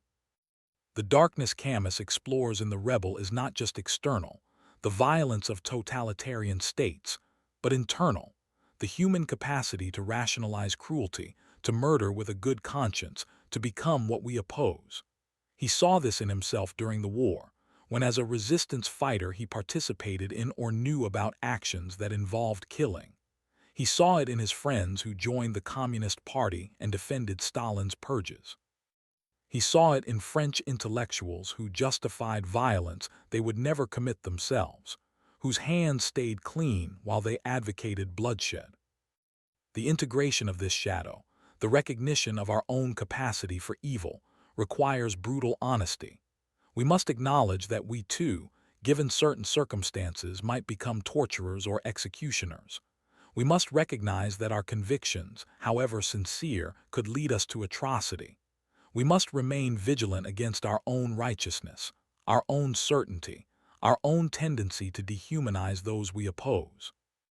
This doesn't mean moral relativism or paralysis. Camus is clear that some things are wrong: torture, murder, oppression. But it means maintaining awareness that righteous causes can corrupt, that fighting monsters can turn us into monsters, that the line between victim and perpetrator is always shifting and uncertain. It means choosing to fight injustice while refusing to let that fight justify injustice on our part. The practical wisdom here is immense. Before you join a movement, ask, does it respect human limits? Does it promise perfection? Does it justify present suffering for future glory? Does it dehumanize opponents? If yes to any of these, be wary. You may be entering the logic of revolution rather than rebellion, of absolute affirmation rather than measured resistance. When you find yourself certain that you're right and others are evil, pause. Check yourself. Have you lost sight of their humanity? Have you become so identified with your cause that you've forgotten the individual suffering it might cause? Have you constructed an ideological system that justifies what your conscience would otherwise condemn? If so, you've begun the transformation Camus warns against. Section B. The Spiritual and Metaphysical Dimension. Though Camus is an atheist, his work is deeply engaged with what we might call the spiritual dimension of existence, those questions about meaning, transcendence, and connection to something beyond the individual ego that traditionally fall to religion. He rejects religious answers but not religious questions. In fact, his philosophy could be seen as an attempt to preserve the dignity and depth of religious questions while refusing religious answers. Camus was raised nominally Catholic in colonial Algeria, baptized as an infant, but his family was not devout. His mother never spoke of religion. His grandmother had superstitions but no real faith. The church was part of the colonial establishment, aligned with power and wealth, distant from the poverty he knew. By adolescence, Camus had abandoned any belief in God, and unlike some atheists who struggle with lingering faith, he seems to have felt no temptation to return.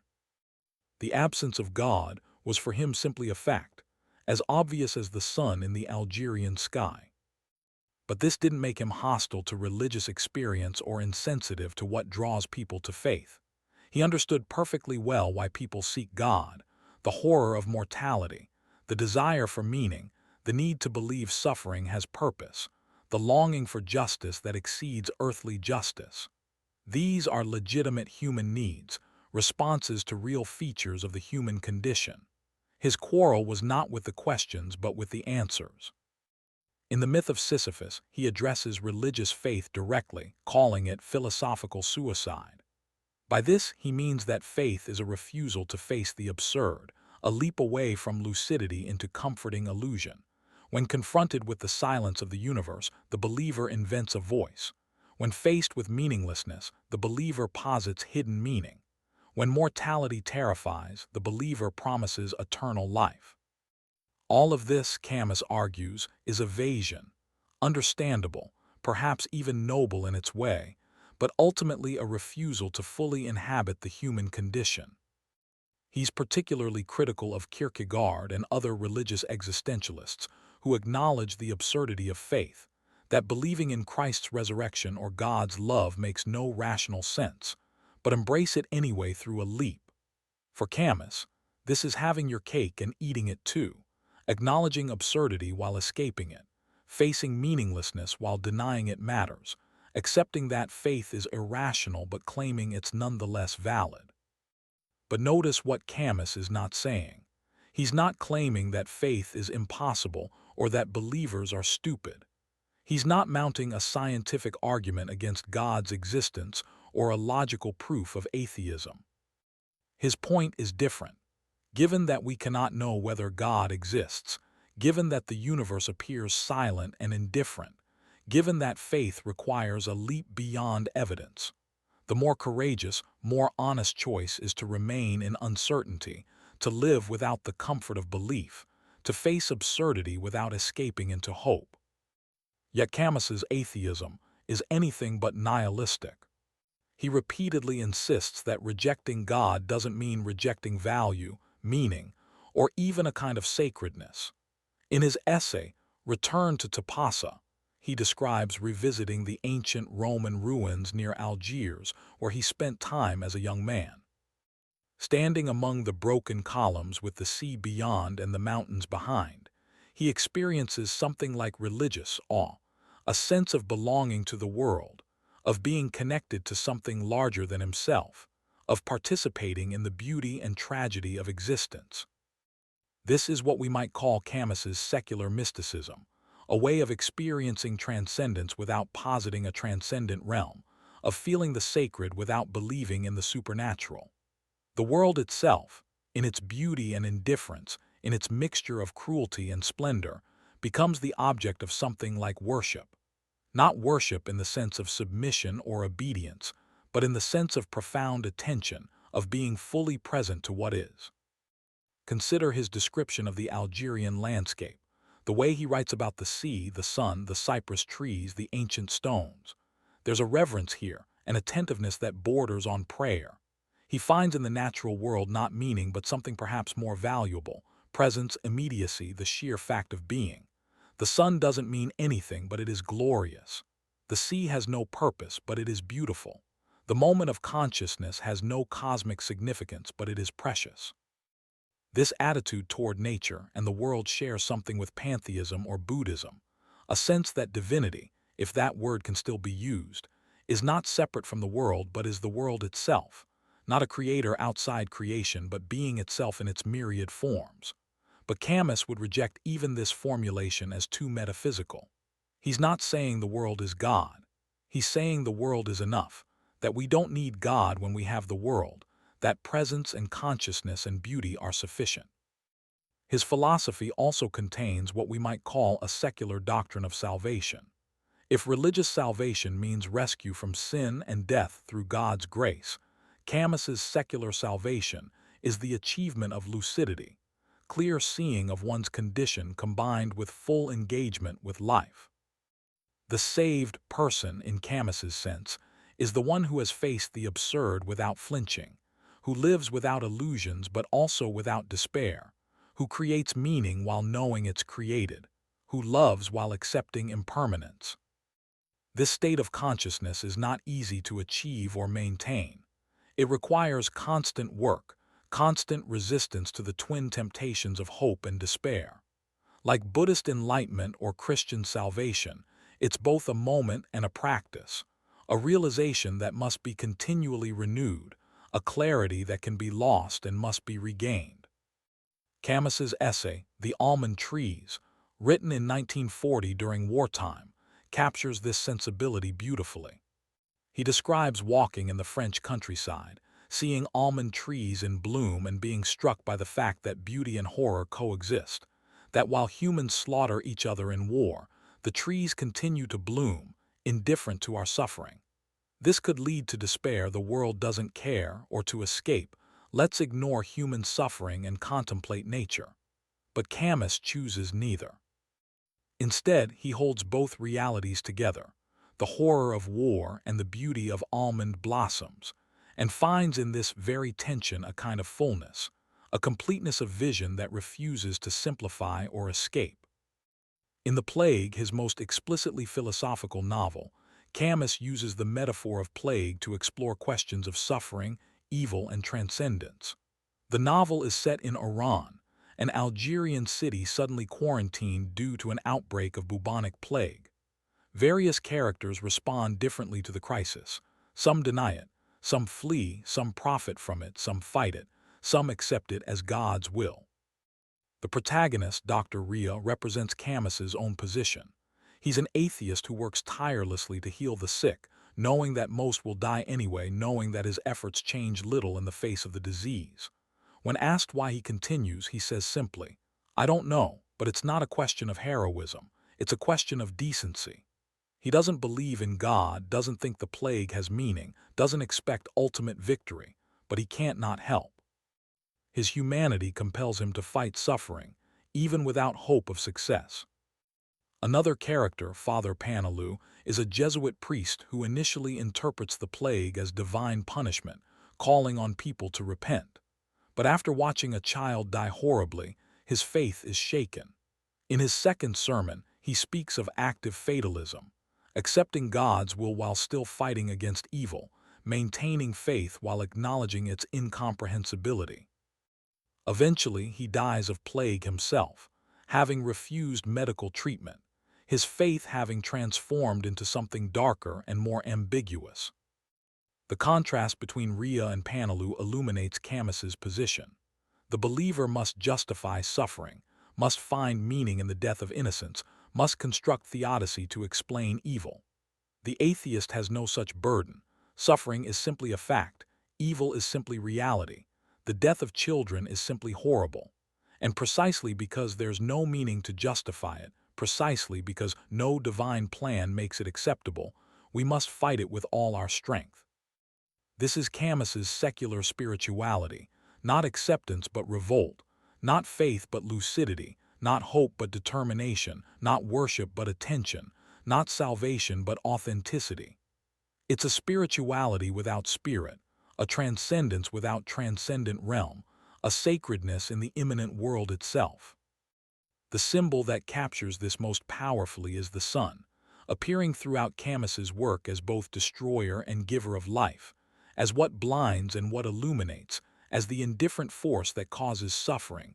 Remember Meursault killing because of the sun, and the source of beauty and warmth and growth. The sun is Camus's God, powerful, indifferent, magnificent, terrifying, unavoidable. We cannot escape it, cannot reason with it, cannot pray to it.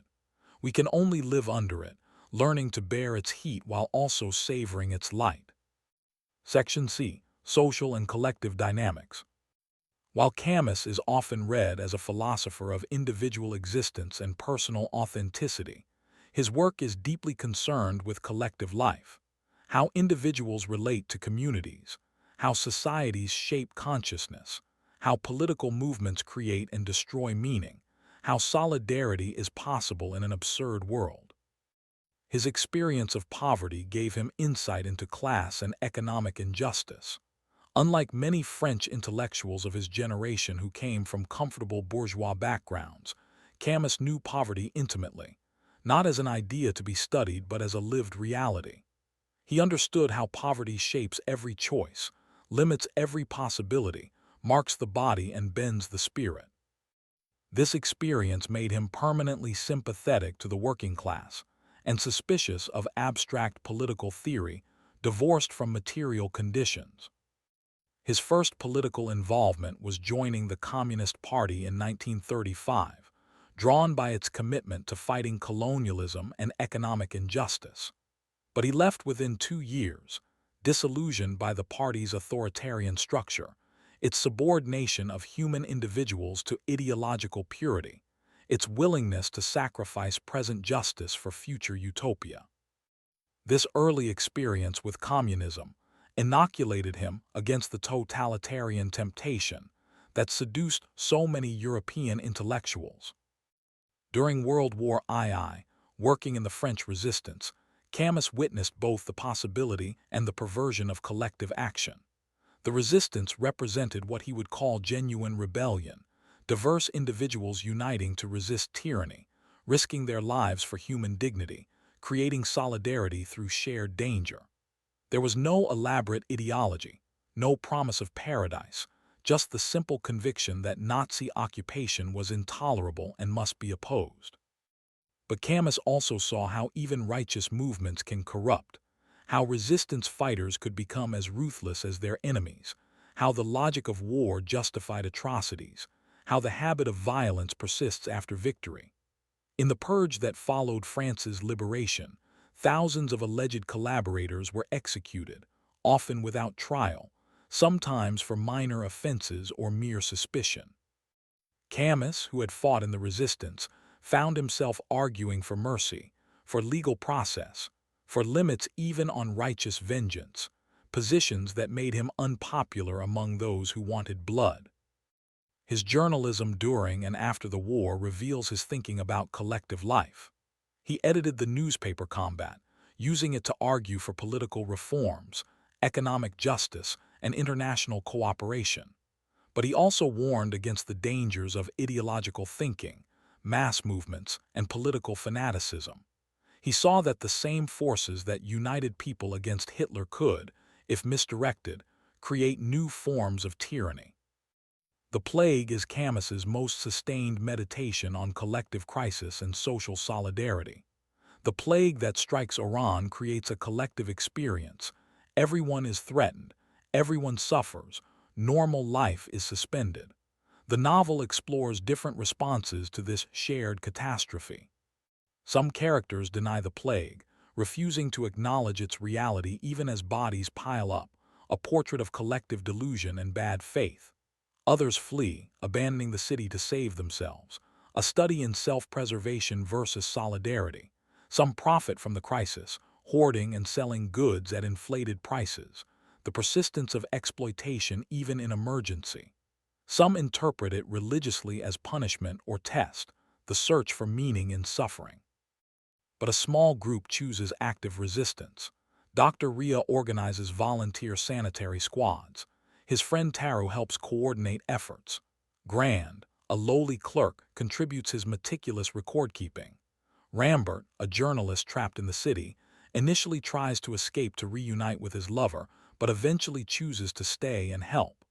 These individuals, from different backgrounds with different beliefs, create a spontaneous community of mutual aid.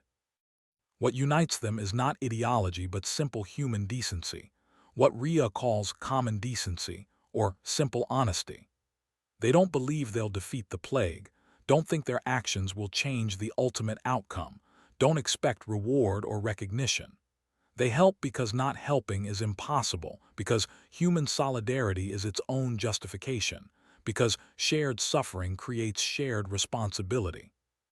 This is Camus's vision of authentic collective life, not imposed from above by ideology or authority, not organized around abstract principles or future goals, but emerging organically from shared experience and mutual recognition of common humanity.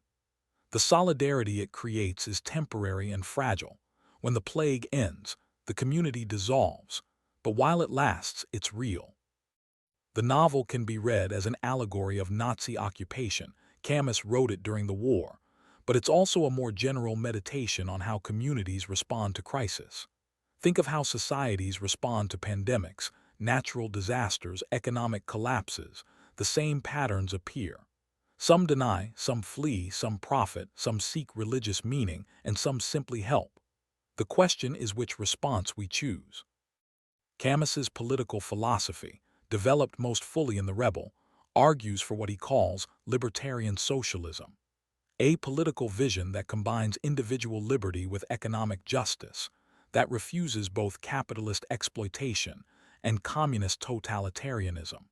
He wants a society that respects individual dignity while ensuring material security, that allows freedom while limiting inequality, that encourages diversity while maintaining solidarity.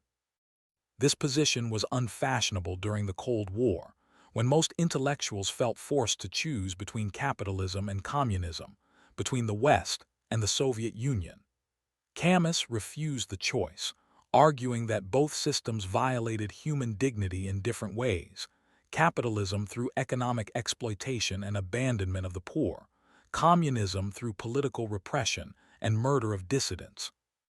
His alternative emphasized decentralization, worker control, local democracy, and limits on both state and corporate power. He was drawn to anarcho-syndicalist ideas, workers organizing their own industries, communities governing themselves, power distributed rather than concentrated. He admired the brief Spanish Revolution of 1936, when anarchist workers briefly created a society based on mutual aid and direct democracy, before being crushed by fascists and communists alike. But Camus was not utopian. He didn't believe perfect society was possible, didn't think politics could solve the human condition, didn't imagine that better institutions would create better humans. Politics, for him, had a more modest but still vital goal: reducing unnecessary suffering, protecting individual dignity, creating space for human flourishing. Good politics doesn't save humanity. It just makes life somewhat less horrible, somewhat more bearable. His thinking about collective life also addresses the relationship between individual authenticity and social roles. In the myth of Sisyphus, he writes about the actor, one of his examples of the absurd man who lives consciously and passionately. The actor knows that the roles he plays are not his true self, that the emotions he portrays are performed rather than felt, that the meaning he creates on stage is artificial. Yet he commits fully to the performance, living many lives, experiencing many passions, multiplying his existence through conscious artifice. This image applies to social life generally.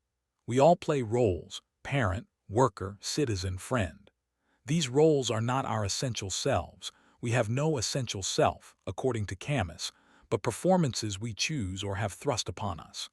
The question is whether we play them consciously or unconsciously, whether we recognize them as roles or mistake them for reality, whether we maintain interior freedom while fulfilling exterior obligations. The danger is what Sartre called bad faith, identifying completely with our roles, losing ourselves in social expectations, forgetting that we're free to choose otherwise. The parent who says, "I had to do it for the children," may be in bad faith, denying their own choice by attributing it to role necessity. The worker who says, "I'm just following orders," is certainly in bad faith, evading responsibility through appeal to authority. Camus's answer is to inhabit roles consciously, to be a parent, worker, citizen while knowing these are chosen performances, not inevitable identities. This creates a kind of double consciousness, playing the role while knowing you're playing it, participating in social life while maintaining critical distance, belonging while remaining separate. This tension appears in The Fall, Camus's most psychologically complex novel. The narrator, Jean-Baptiste Clements, is a judge penitent living in Amsterdam's seedy bars, telling his story to strangers. He was once a successful Parisian lawyer, admired and respected, helping the poor, defending the innocent, living apparently with perfect integrity. But his life was performance. He did good deeds for the pleasure of being admired for them. He helped others to feel superior to them. His charity was a form of vanity. One night, crossing a bridge over the Seine, he saw a young woman jump into the river. He heard her cries for help and kept walking, too cowardly or too self-absorbed to act. She drowned. This incident shattered his self-image, revealed his nobility as performance, exposed the selfishness beneath his charity. Unable to live with this knowledge, he became a judge penitent, someone who confesses his own sins in order to judge others, who accuses himself in order to accuse everyone, who finds relief in proclaiming universal guilt. The Fall is Camus's most damning portrait of bad faith and self-deception, his acknowledgement that living authentically is far harder than his earlier work suggests. We're all performers, all hypocrites to some degree, all playing roles while claiming authenticity. The question is whether we can acknowledge this without descending into Clements's bitter nihilism, whether we can recognize our own failings while still choosing to act with integrity. Section D. Love, relationship, and era. Camus's philosophy is often described as austere, focused on death and meaninglessness, lacking warmth or emotion. But this is a profound misreading. Love, erotic love, maternal love, fraternal love, love of beauty, runs through all his work like a golden thread, insisting on its reality and importance even in an absurd universe. His personal life was marked by deep but complicated relationships. He married twice, first to Simone Hiei, a passionate, troubled woman addicted to morphine, a marriage that quickly collapsed, then to Francine Fora, a mathematician, a marriage that lasted but was marked by his repeated infidelities. He had numerous affairs, including long relationships with the actresses Maria Caceres and Mi Hamoch. He loved intensely and often, but struggled with fidelity and commitment, torn between his desire for freedom and his recognition of responsibility to others. This tension appears in his work. His characters often face choices between personal desire and moral obligation, between erotic passion and domestic duty, between freedom and commitment. There are no easy answers. Camus doesn't moralize or preach. But there's always a recognition that love creates obligations, that our freedom is limited by our impact on others, that we cannot simply do whatever we want without harming those who depend on us. In The Stranger, Marceau begins a relationship with Marie, a former co-worker. She asks if he loves her. He says he doesn't think so, but it doesn't matter much. She asks if he'll marry her. He says yes if she wants, though it doesn't mean anything to him. This emotional disconnection is part of what makes Marceau strain.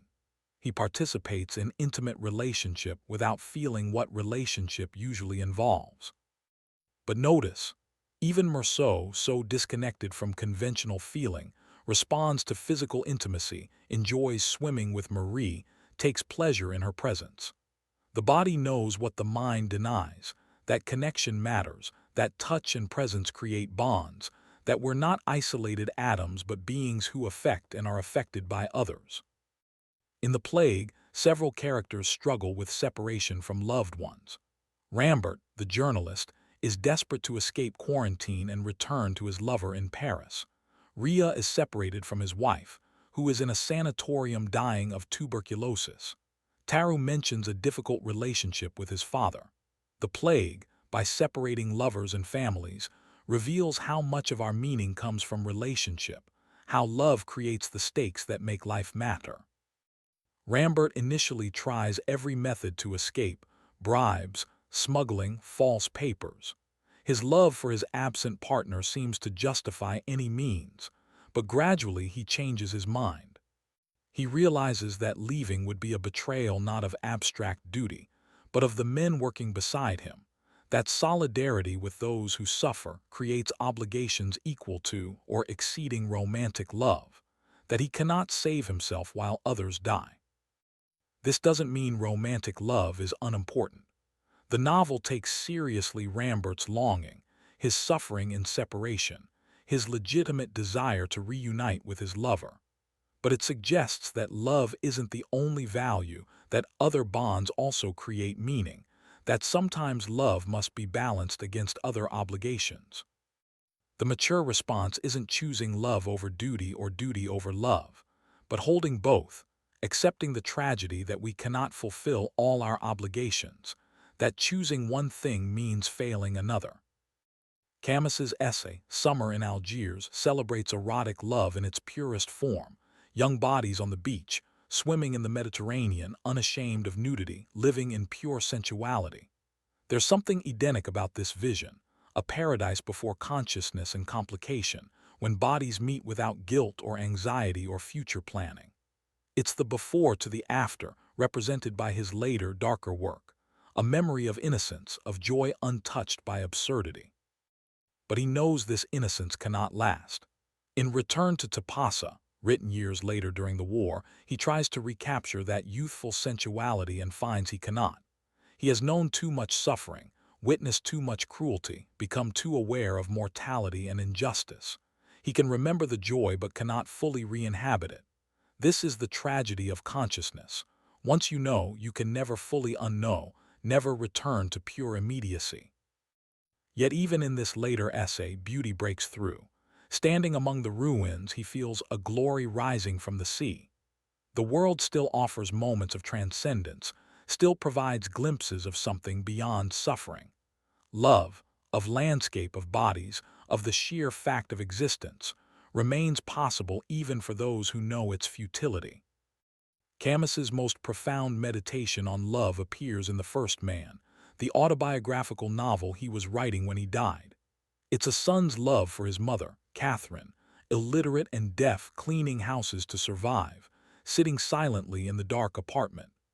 Camus struggles to reach her across the gulf of their different worlds, his education and her ignorance, his articulateness and her silence, his success and her poverty.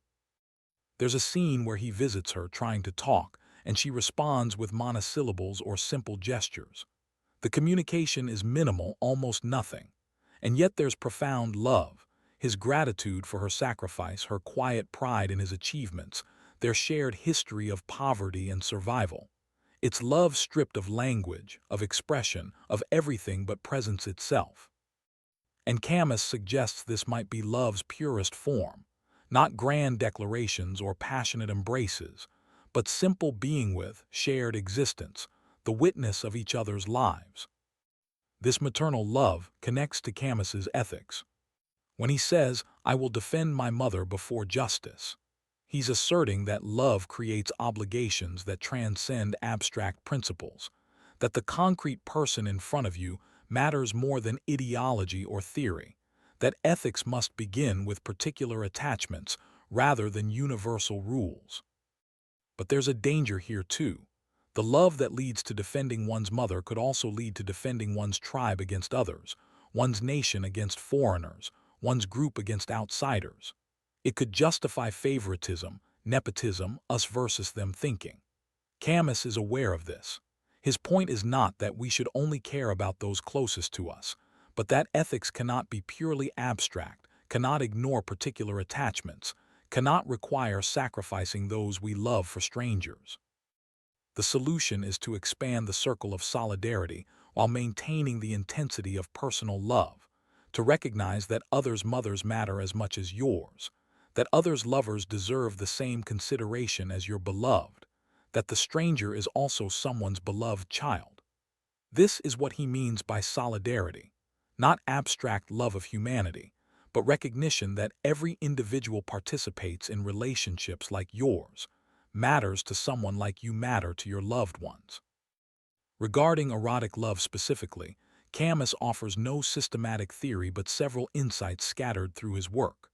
First, that erotic love is a form of revolt, an assertion of life and beauty against death and ugliness, a yes shouted into the void, a temporary victory over absurdity through unity with another.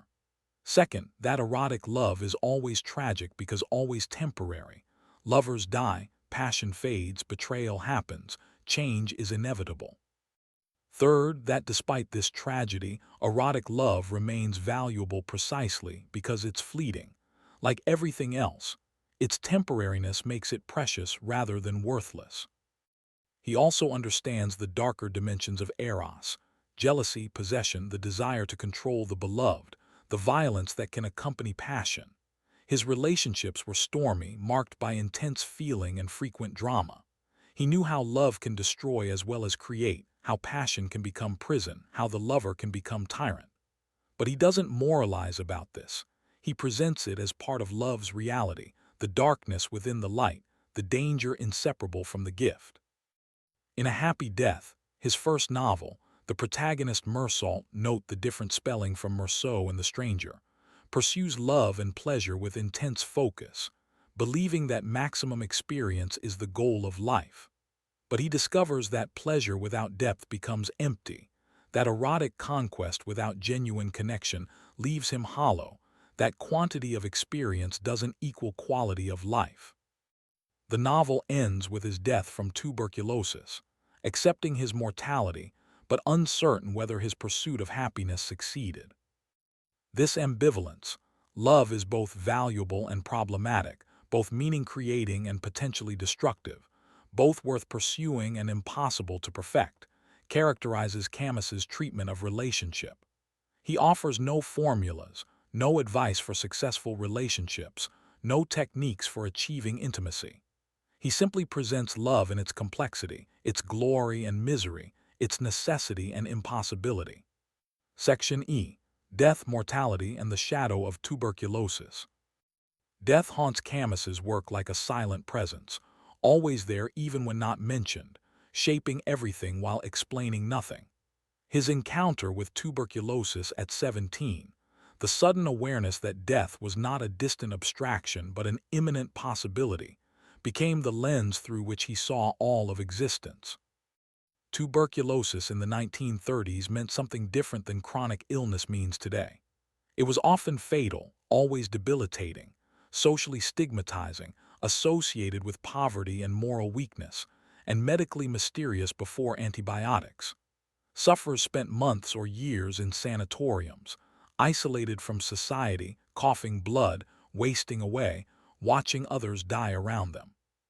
For a 17-year-old full of energy and ambition, the diagnosis was catastrophic, a theft of the future, a cancellation of plans, a preview of extinction. Camus wrote about this experience obliquely, never directly autobiographical but always present beneath the surface. In A Happy Death, Mersault has tuberculosis and races against it, trying to accumulate experiences before death arrives. In The Stranger, the prosecutor argues that Mersault deserves death precisely because he has no fear of it, as if his calm acceptance of mortality makes him monstrous. In The Plague, Dr. Ria fights death knowing he will ultimately lose, that every patient he saves will eventually die anyway, that his victories are temporary, and his defeat is permanent. The philosophical question tuberculosis posed for Camus was Epicurus's ancient riddle. Why fear death when while we exist death is absent, and when death is present we no longer exist? If death is simply non-being, then it's neither painful nor frightening, it's nothing at all. Yet we do fear it, and that fear shapes our lives profoundly. Why? Camus's answer has multiple dimensions. First, we fear not death itself but dying, the pain, the loss of control, the humiliation of physical deterioration, the suffering that precedes extinction. Tuberculosis taught him this distinction. He feared not being dead but the process of dying, the slow suffocation, the helplessness, the indignity. Second, we fear death because it negates meaning. Everything we build, everything we love, everything we accomplish will be undone. Our personal extinction erases our perspective, makes our concerns retroactively pointless. The dead care about nothing because they are nothing. All our passionate engagement, all our projects and relationships and creations, all the things that matter intensely to us now, will matter not at all once we're gone. Third, we fear death because it reveals the absurd. Death shows that the universe doesn't care about us, that consciousness is fragile and temporary, that we're accidents that will be corrected, mistakes that will be erased. Our existence is a brief interval between two eternities of non-being. We spend our lives creating meaning that death will destroy, building structures that collapse, loving beings who disappear. This is absurdity in its purest form. Yet Camus insists that mortality, properly understood, intensifies rather than negates value.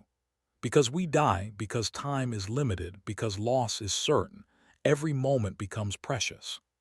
Immortals would have no urgency, no reason to choose one thing over another, no need to commit or love or create. They would have infinite time, so nothing would matter now. Mortality creates meaning by creating scarcity, by forcing choices, by making this moment matter precisely because there are only so many moments. Think of it economically. If you had infinite money, would any purchase matter? If you had infinite time, would any appointment be important? It's the limitation that creates value.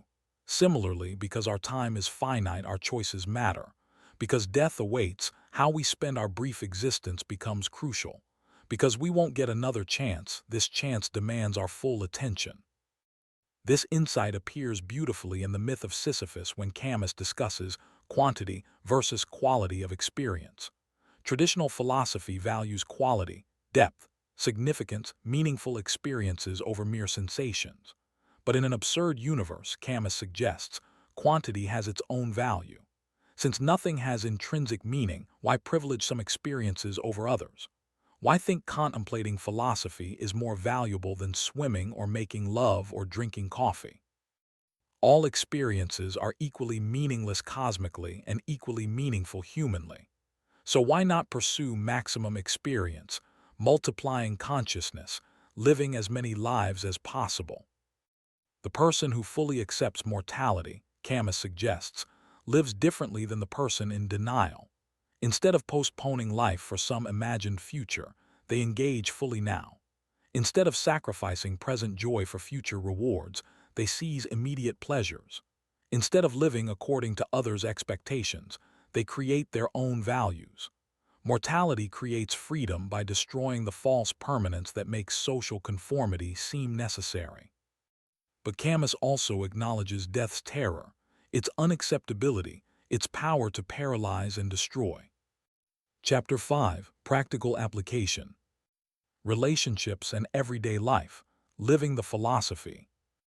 Now we move from abstract philosophy to concrete application, from theory to practice, from understanding the absurd to living with it. How do Camus's insights manifest in actual human relationships, in the daily situations we all face, in the choices we make and the patterns we enact? Let us explore this territory carefully, with detailed scenarios that bring the philosophy to life.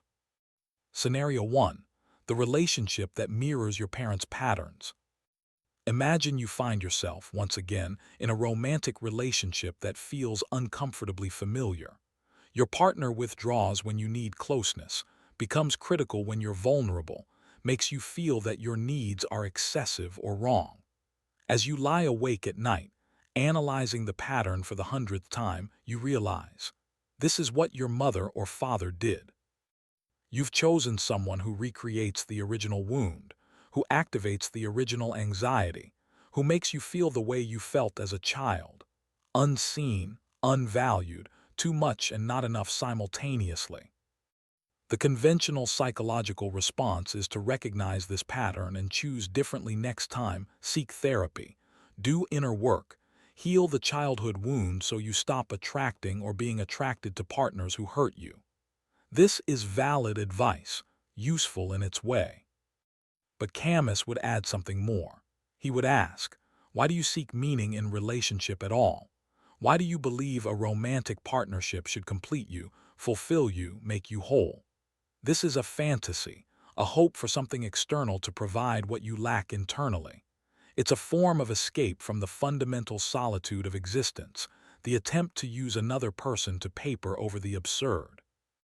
You are, at root, alone. Your consciousness is sealed inside your skull, inaccessible to others except through language and gesture and touch, all imperfect translations of interior experience. No one can truly know you, no one can fix you, no one can make you sufficient to yourself. The demand that a partner should do these things is unreasonable, a projection of needs that cannot be met by any human being.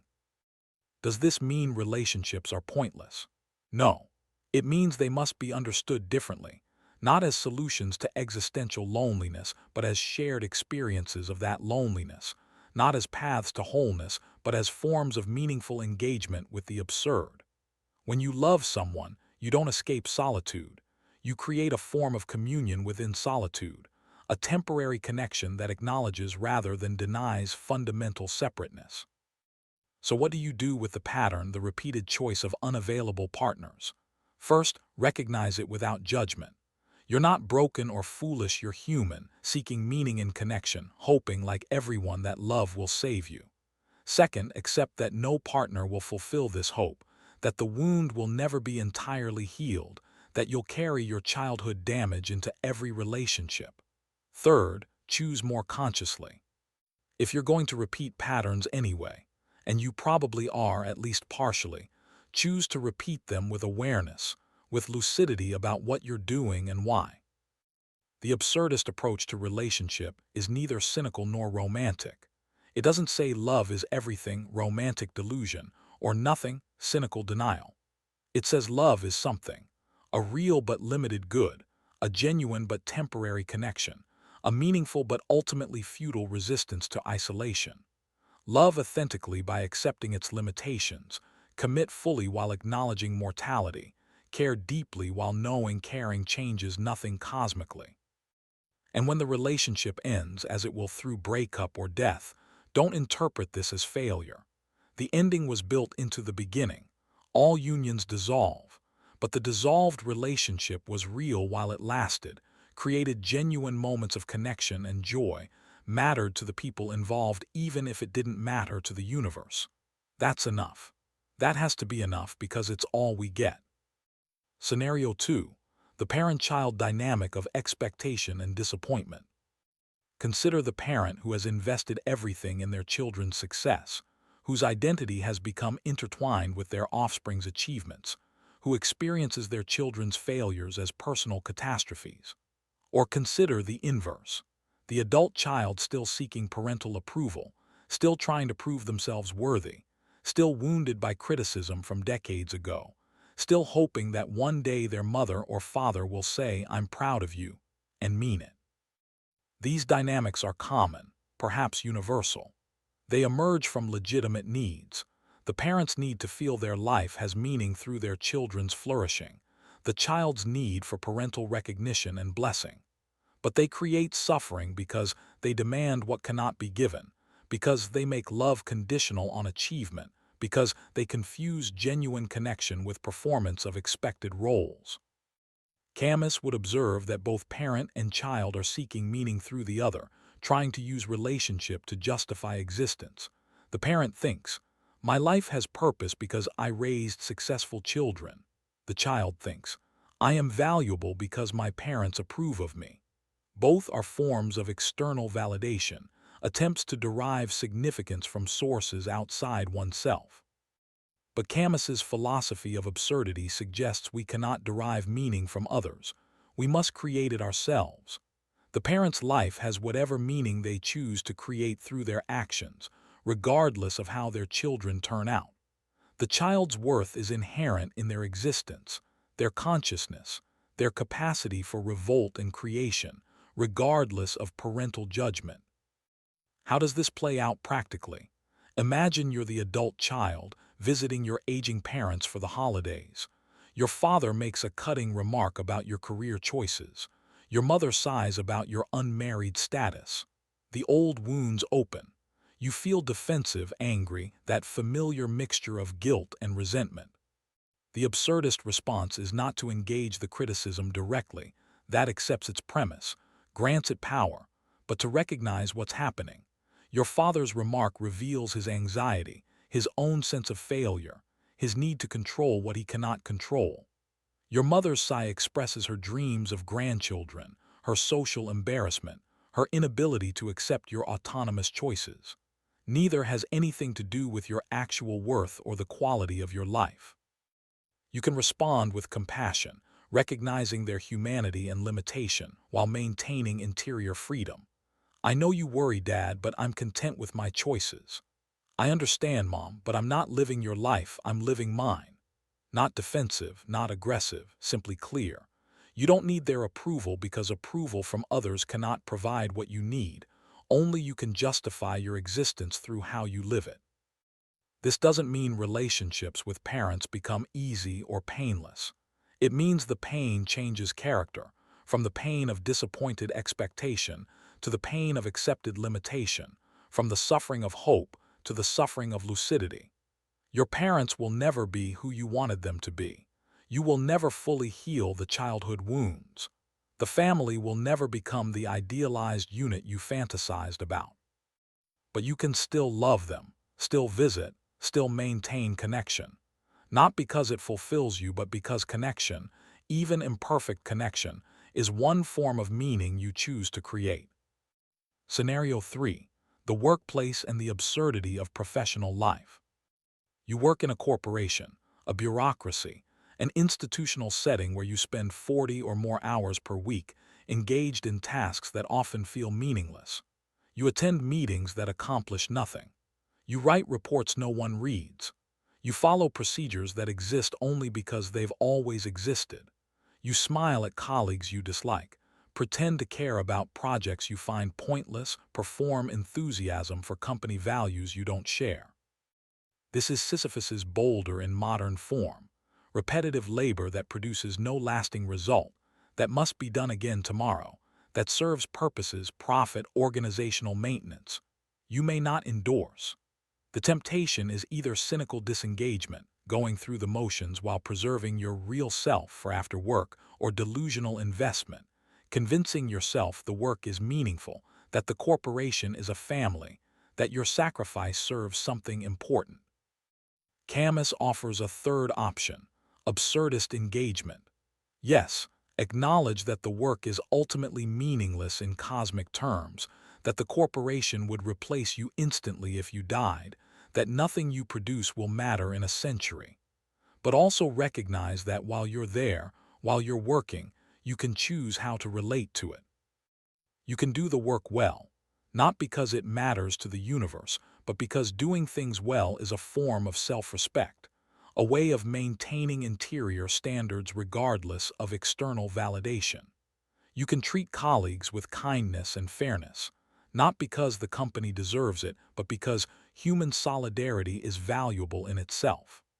You can find moments of genuine connection, humor, even joy in the midst of absurdity, not despite the meaninglessness but within it.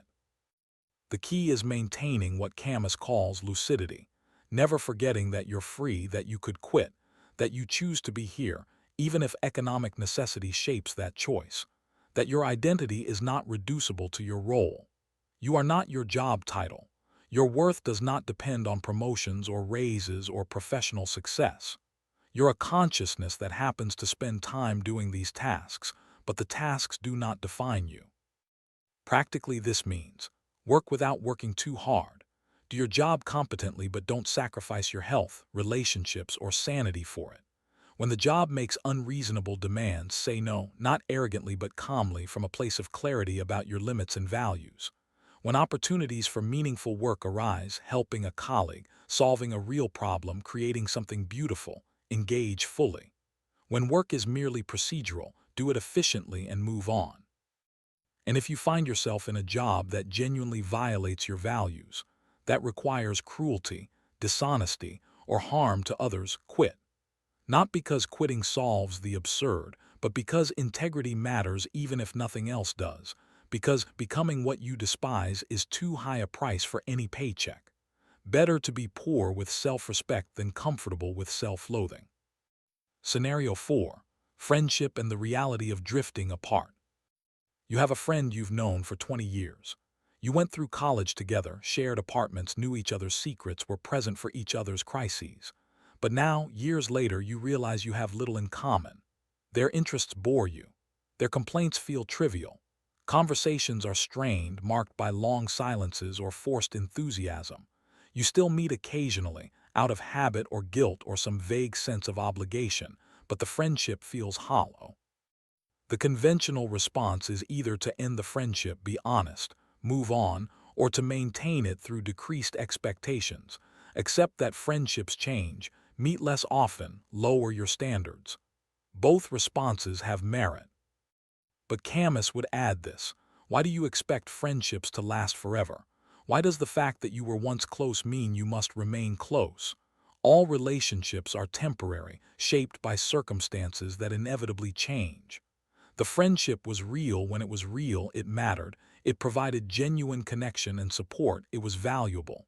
Now it's different. That's not failure, that's reality. The mistake is thinking relationships should be permanent, that genuine connection implies eternal connection, that love, friendly or romantic, means forever. This is another fantasy of permanence, another attempt to deny change and mortality, another escape from the absurd. Everything changes. People grow differently. What worked at 20 doesn't work at 40. The friend who understood you perfectly when you were both struggling in poverty might not understand you at all once circumstances diverge. So what do? You can let the friendship end naturally, without drama or declaration. simply by meeting less often until you stop meeting at all. Or you can explicitly renegotiate. Say honestly that you've grown apart, that the old intimacy has faded, but you still value the connection and would like to maintain some form of relationship.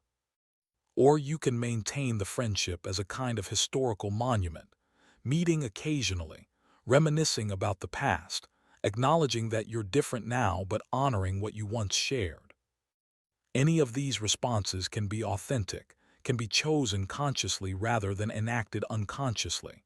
The key is not clinging to the friendship out of fear of loss, not maintaining it through guilt or obligation, not pretending to feelings you no longer have.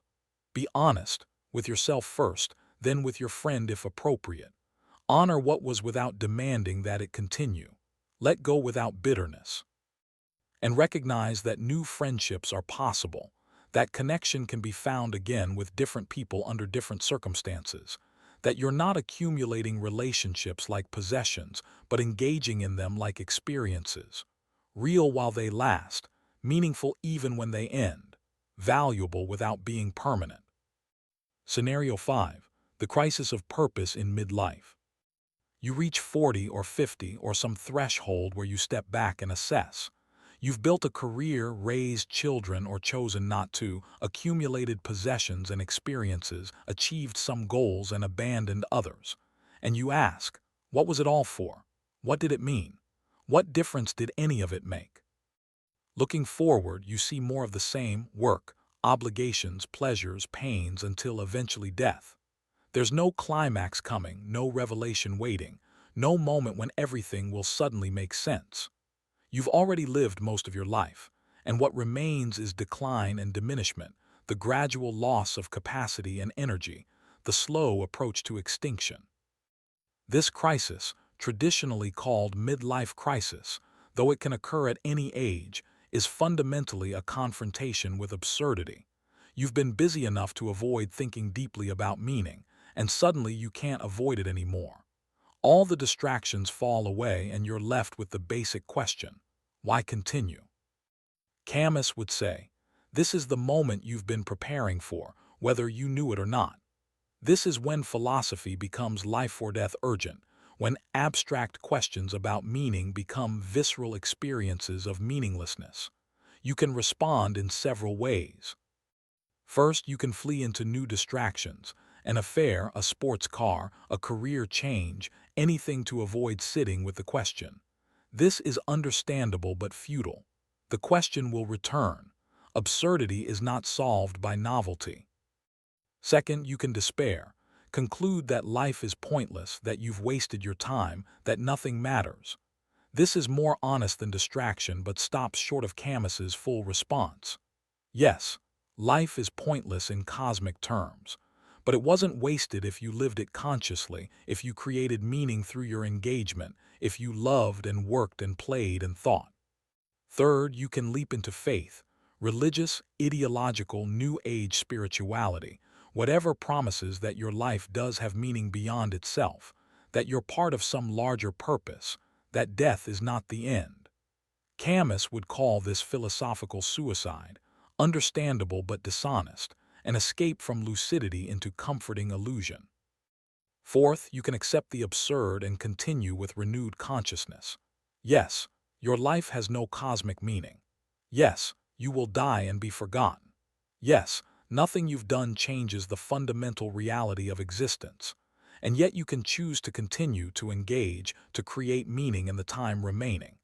Not because it matters in absolute terms, but because it matters to you, to those you love, to the small human world you inhabit. What this looks like practically: you return to work but differently, with less ambition perhaps, less anxiety about success, but more attention to craftsmanship, to relationships with colleagues, to finding pleasure in the work itself rather than its rewards. You parent your children, if you have them, with less obsession about their achievement and more appreciation for their existence, their consciousness, the miracle that they're here at all. You pursue hobbies and pleasures without justifying them as productive or meaningful. You do them simply because you enjoy them, because consciousness and pleasure are their own justifications. You become less serious about what doesn't matter, status, possessions, others' opinions, and more serious about what does: authenticity, integrity, connection, beauty. You waste less time on obligations that serve no real purpose, say no more often, protect your energy and attention for what genuinely matters to you.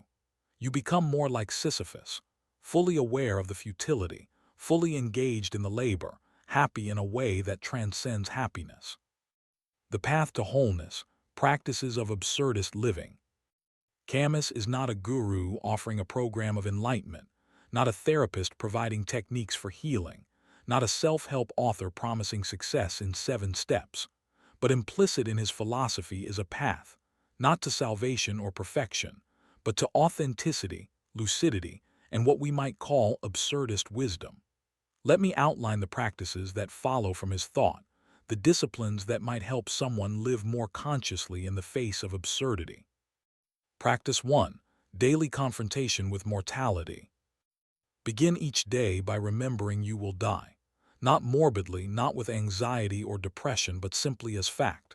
Today might be your last. A car accident, a heart attack, a random catastrophe could end everything. And even if you survive today, the end approaches with each passing moment. Your time is limited. How will you use it?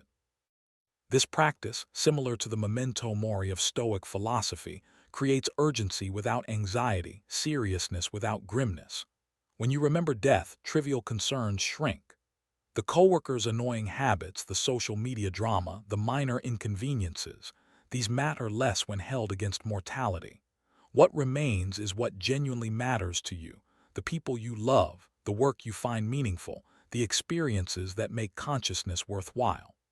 Practically, spend 5 minutes each morning in quiet reflection on death, not imagining your death in detail, that becomes morbid, but simply acknowledging its certainty and letting that acknowledgement shape your intentions for the day. Ask yourself, if this were my last day, would I live it as I'm planning to? If not, what would I change? This doesn't mean living every day as if it's your last in the YOLO sense, quitting your job, maxing out credit cards, pursuing only pleasure. That's just another form of escape. Rather, it means living with awareness that time is finite, that choices matter, that procrastination is postponement of life itself. It means doing today what you would regret not doing if you died tonight. Practice 2. The examination of hope and illusion. Regularly examine what you're hoping for. What future are you banking on? What reward are you expecting? What salvation are you anticipating? Write these hopes down explicitly, look at them clearly, and ask, is this hope justified? Is it healthy? Is it honest? Many of our hopes are disguised forms of escape from the present. We're unhappy now but hoping for happiness when we get the promotion, when we lose weight, when we find a partner, when we retire, when the circumstances finally align. This is what Camus calls philosophical suicide, postponing real life for an imagined future, escaping present absurdity through future fantasy. The practice is to identify these hopes and recognize them for what they are: defense mechanisms against anxiety, ways of avoiding full engagement with the present, promises we make ourselves to defer the confrontation with meaninglessness. Not all hope is bad, but much hope is escapist, and distinguishing between healthy anticipation and unhealthy escapism requires honest self-examination. Practically, once a week, write down what you're hoping for or waiting for. Then ask, what am I avoiding by focusing on this future? What would change if I knew this hope would never be fulfilled? Can I find meaning and engagement in the present regardless of whether this future arrives? Often you'll discover that the hope was serving as an excuse. I'll really live once X happens, and recognizing this can free you to start living now. Practice 3. Lucid engagement with the present moment. Camus's philosophy emphasizes consciousness, maintaining awareness, refusing numbness or distraction, staying present to experience even when experience is difficult. This is harder than it sounds in our age of infinite distraction, where screens constantly pull attention away from the present moment, where we can always escape uncomfortable feelings through entertainment or social media or work. The practice is simple but demanding. Regularly engage fully with whatever you're doing. When eating, taste your food. When walking, feel your body moving through space. When talking to someone, actually listen rather than planning your response. When working, focus on the task rather than fantasizing about being elsewhere. When suffering, feel the suffering rather than immediately seeking to escape it. This is not quite mindfulness in the Buddhist sense, which aims at non-attachment and ultimately the elimination of suffering. Camus's version is more engaged, more passionate. You're not trying to transcend the present but to fully inhabit it, not seeking peace through detachment but meaning through intense presence. You feel more, not less. You care more, not less. You're more vulnerable to pain but also more open to joy. Practically, choose one activity per day to do with full attention. Maybe your morning coffee, maybe a walk, maybe a conversation. For that period, no multitasking, no phone checking, no mental wandering, just presence. Notice how difficult this is, how constantly the mind wants to escape to past or future, to fantasy or worry. Gently return attention to the present. Over time, this capacity for presence strengthens, and you can extend it to more of your life. Practice 4. Regular rebellion against the unacceptable. Identify something in your life or your world that you find genuinely unacceptable, an injustice, a cruelty, a form of suffering that you refuse to normalize or accept. It might be social poverty, racism, violence, personal, a relationship dynamic that diminishes you, a job that violates your values, or philosophical, the fact of death, the existence of suffering. The specific target doesn't matter as much as the act of refusing acceptance. Then do something, however small, to resist it. Not because resistance will ultimately succeed, not because you'll eliminate the problem, but because resistance itself is meaningful, because refusal to accept the unacceptable is what defines human dignity. This is Camus's concept of revolt, the ongoing no that asserts our humanity against a world that crushes it. The action can be small: volunteer work, political activism, difficult conversations, creative expression, simply maintaining your integrity in compromising situations. What matters is that you're not resigned, not passively accepting, not going along with what you know is wrong. You're maintaining the tension that defines absurdist living, acknowledging futility while refusing to be defeated by it. Practically, commit to one act of rebellion per week. Sign a petition, attend a protest, donate to a cause, confront an injustice, refuse a request that violates your values, create something that expresses your vision of what should be. Track these actions, notice how they affect your sense of agency and meaning, adjust as needed. The point is not to save the world but to maintain your own humanity through resistance. Practice 5. Cultivating solidarity over isolation. Camus's later philosophy increasingly emphasized solidarity, connection with others who suffer, recognition of common humanity, building bonds of mutual support and resistance. The absurd can be faced alone, like Sisyphus, but is better faced together, like the volunteers in the plague. The practice is to actively seek and create connection, not superficial socializing but genuine solidarity. Find people who share your values or your struggles. Build relationships based on honesty rather than performance. Create spaces where people can be authentic rather than playing roles. Support others in their rebellions while asking for support in yours. This is especially important in our atomized, individualistic culture where people are increasingly isolated, where loneliness is epidemic, where everyone performs happiness on social media while suffering privately. Camus's solidarity is an antidote, the recognition that we're all in this absurd situation together, that shared suffering creates genuine bonds, that we can help each other bear what cannot ultimately be solved. Practically, reach out to someone struggling. Share your own struggles honestly rather than hiding behind a facade of having it all together. Join a group working on something you care about. Create regular gatherings where authenticity is valued over entertainment. Be the person who says the difficult truth, who acknowledges suffering rather than papering over it, who creates space for others to drop their masks. Notice how genuine connection, even in darkness, creates meaning that isolated success never can. Practice 6. Creation as resistance. Camus valued artists, writers, painters, musicians, because they create meaning through their work, resist absurdity through beauty, assert human values through creative expression. But creation is not limited to art. Any act of making something, cooking a meal, building furniture, writing a letter, tending a garden, is a form of resistance against entropy and meaninglessness. The practice is to regularly create something, anything, with full attention and care, not to produce a marketable product, not to achieve recognition, but simply to engage in the act of bringing something into existence that wasn't there before. This is rebellion in its purest form, asserting human will against cosmic indifference, making something matter by making it with care. When you cook a meal well, you're creating temporary beauty and pleasure. When you tend a garden, you're collaborating with life against death. When you write, you're asserting that your perspective, your consciousness, your experience deserves expression. When you craft anything with skill and attention, you're saying, "This matters to me, even if it matters to no one else, even if it will eventually be destroyed." Practically, commit to one creative act per week. It doesn't matter what, cook an elaborate meal, write a poem, build something, make music, arrange flowers, whatever calls to you. Do it with full attention, without rushing, without judging the result. The value is in the doing, in the engagement, in the assertion that you create rather than merely consume. Over time, this habit of creation shapes your relationship to existence.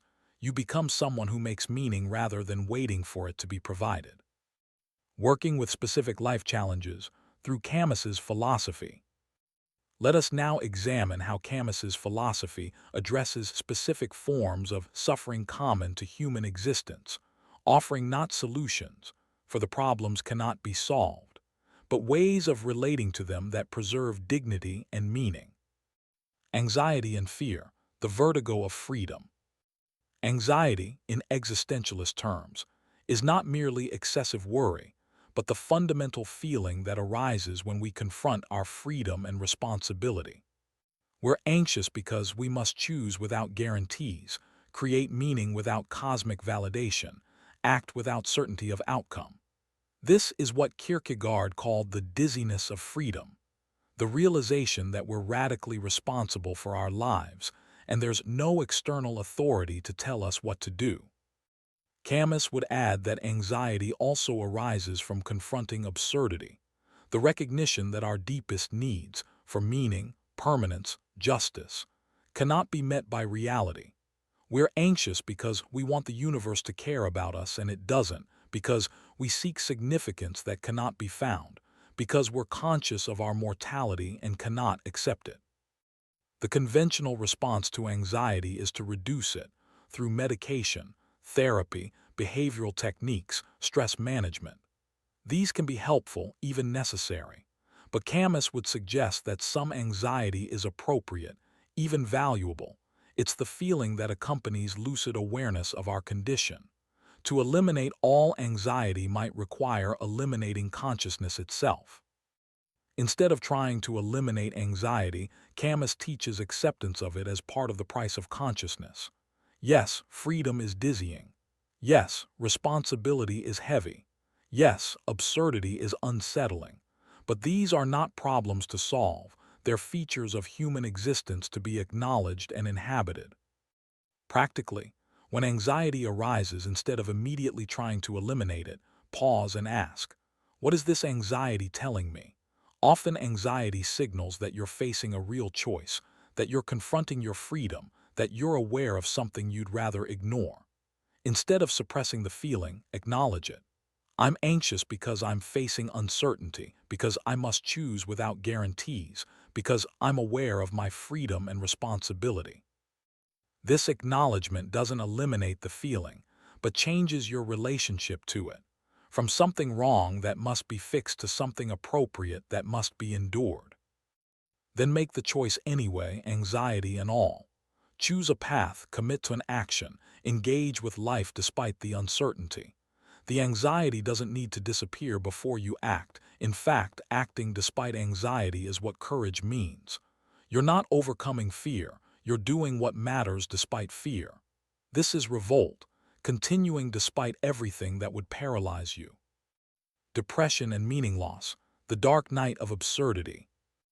Depression, in its existential form, as distinct from clinical depression requiring medical treatment, is the feeling of meaninglessness taken to its extreme, the sense that nothing matters, that all activity is pointless, that life is not worth the effort of living it. This is the state Camus addresses in the opening of the myth of Sisyphus. There is but one truly serious philosophical problem, and that is suicide. When depression arrives, when you wake up and cannot find a reason to get out of bed, when all your activities feel hollow, when the structures of meaning you've built collapse, you're experiencing absurdity in its most visceral form.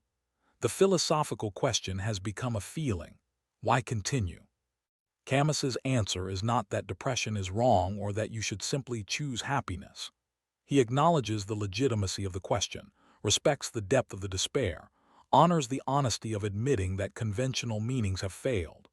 But he insists that this very despair contains within it a reason to continue, the consciousness that asks why. Is itself valuable? The very fact of questioning demonstrates engagement, and engagement is sufficient justification for existence. Moreover, Camus distinguishes between absence of cosmic meaning and absence of human meaning. The universe doesn't provide meaning, granted, but you can still create it through action, relationship, rebellion, beauty. The creation may be temporary, fragile, subjective, but it's real while it lasts, and reality in the present is all we have.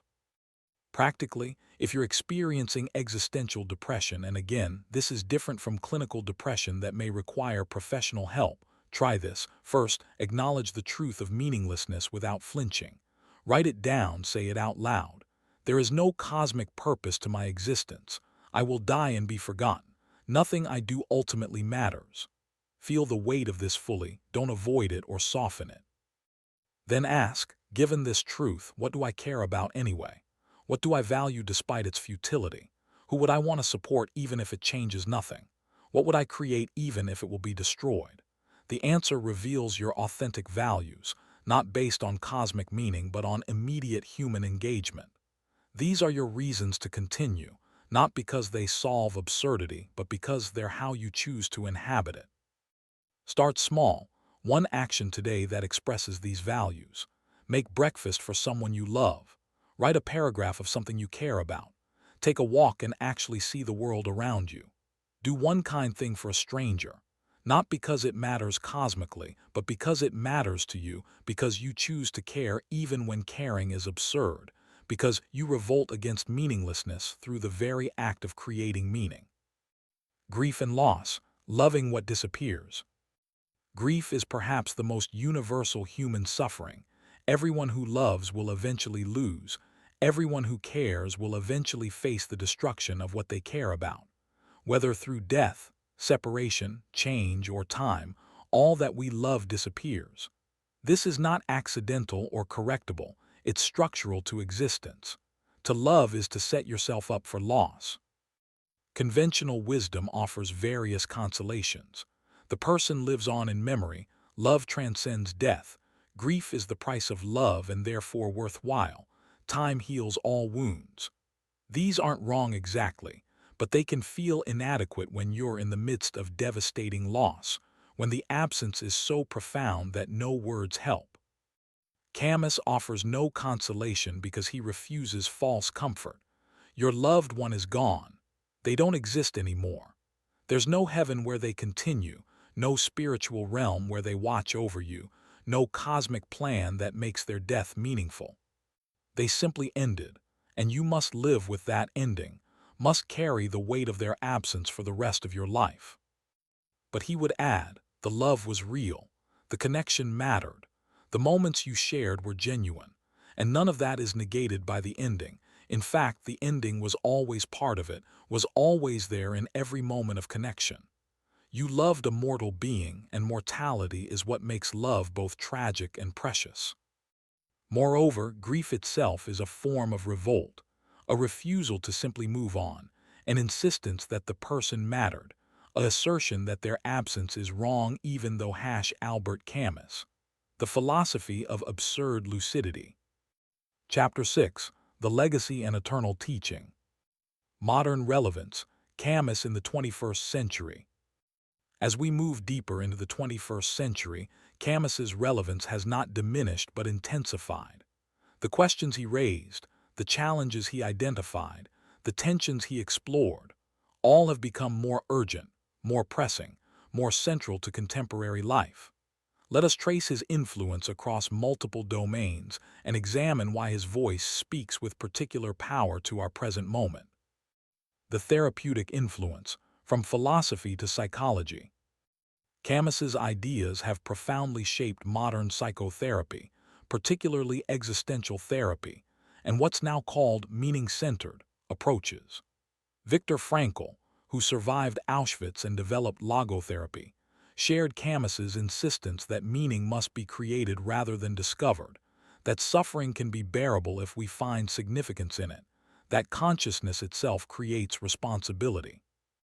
Irvin Yalom, perhaps the most influential existential therapist of our time, explicitly draws on Camus in his work on the givens of existence, death, freedom, isolation, and meaninglessness. His therapeutic approach helps clients confront these realities directly rather than avoiding them, to live authentically rather than in denial, to create meaning rather than seeking it externally. This is pure Camus, translated into clinical practice. More recently, acceptance and commitment therapy, ACT, which has become one of the most evidence-based therapeutic approaches, embodies Camusian principles. Accept what cannot be changed, absurdity, mortality, suffering, commit to values-based action despite uncertainty, and create meaning through engagement rather than through belief. The ACT emphasis on psychological flexibility, holding values lightly while committing to them strongly, mirrors Camus's insistence on maintaining lucidity while engaging passionately. Even cognitive behavioral therapy, which seems more pragmatic and less philosophical, has been influenced by existential thought.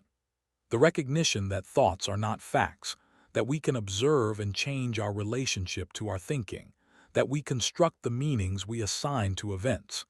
These insights echo Camus's emphasis on consciousness and choice. The contemporary mental health crisis, rising rates of anxiety, depression, suicide, particularly among young people, makes Camus's philosophy urgently relevant.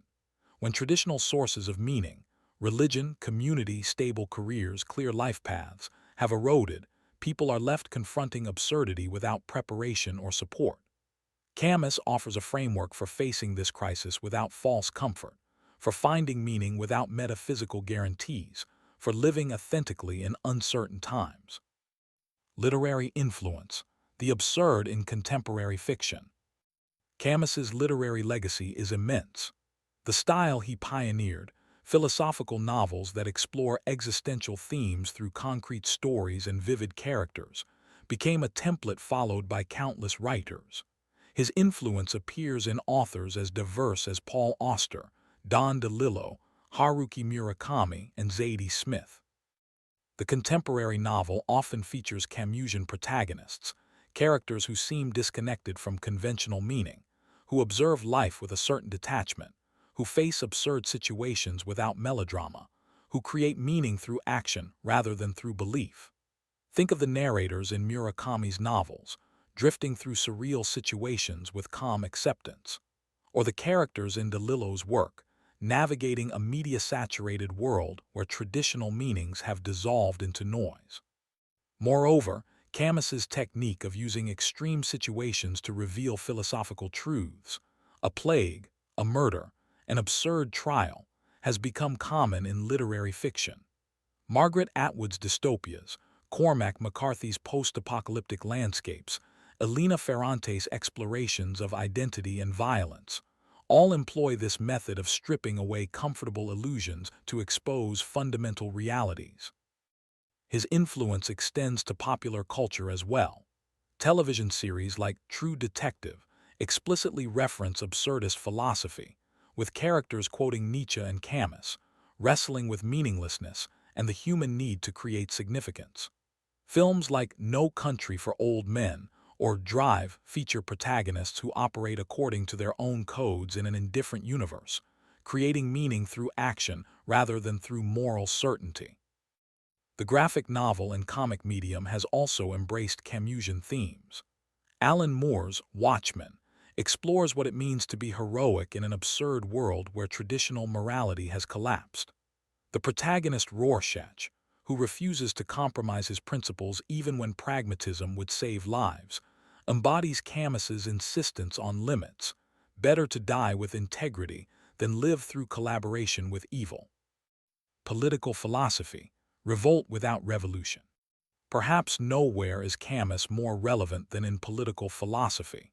His critique of totalitarianism, his analysis of how revolutionary movements become tyrannical, his insistence on limits and individual dignity. These insights speak directly to contemporary political struggles. In an age of polarization, where people increasingly see politics as war between absolute good and absolute evil, Camus's call for nuance and measure feels both radical and necessary. He offers an alternative to the tribal thinking that dominates political discourse, neither left nor right in simplistic terms, but insisting on human dignity as the measure of all political systems. His analysis of terrorism remains painfully relevant. Whether we're discussing jihadist violence, right-wing extremism, or eco-terrorism, the pattern Camus identified persists. Those who believe they possess absolute truth, who think the ends justify any means, who dehumanize their opponents in service of ideology. These are the ones who commit atrocities while believing themselves heroes. His concept of rebellion versus revolution offers guidance for activists and reformers. How do we resist injustice without becoming unjust? How do we fight oppression without becoming oppressors? How do we pursue change while respecting human limits? These questions become more urgent as movements for social justice sometimes adopt tactics, public shaming, mob justice, ideological purity tests that mirror what they oppose. The contemporary debate about cancel culture and social media justice could benefit from Camusian perspective. He would likely oppose both the injustices that spark outrage and the mob dynamics that sometimes characterize the response. He would insist on acknowledging wrong while respecting the humanity of the wrongdoer, on seeking change while refusing to destroy individuals, on maintaining nuance in situations where people demand simple condemnation. His vision of democratic socialism, combining individual liberty with economic justice, decentralizing power while ensuring material security, speaks to contemporary movements trying to imagine alternatives to both neoliberal capitalism and authoritarian socialism. The democratic socialists, the cooperative movement, mutual aid networks, these embody something of Camus's political vision, though he would warn them against utopianism and remind them that imperfect improvement is more achievable than perfect transformation. Environmental crisis, absurdity on a planetary scale. Climate change presents humanity with absurdity on an unprecedented scale. We've created a crisis that threatens our own existence through the very activities that define modern life. We know what must be done but seem unable to do it. We understand the consequences but continue the behaviors causing them. Individual actions feel meaningless against the enormity of the problem, yet collective action remains inadequate. This is absurdity writ large, the collision between human needs for comfort, growth, consumption, and physical reality, planetary limits, ecosystem collapse, species extinction. Camus didn't write about environmental crisis directly. It wasn't yet understood in his time, but his philosophy offers resources for confronting it. First, his rejection of false hope. We should face honestly the possibility that we'll fail to prevent catastrophic warming, that ecosystems will collapse, that mass suffering lies ahead. This doesn't mean giving up. It means refusing the comforting lie that everything will work out, that technology will save us, that markets will solve the problem.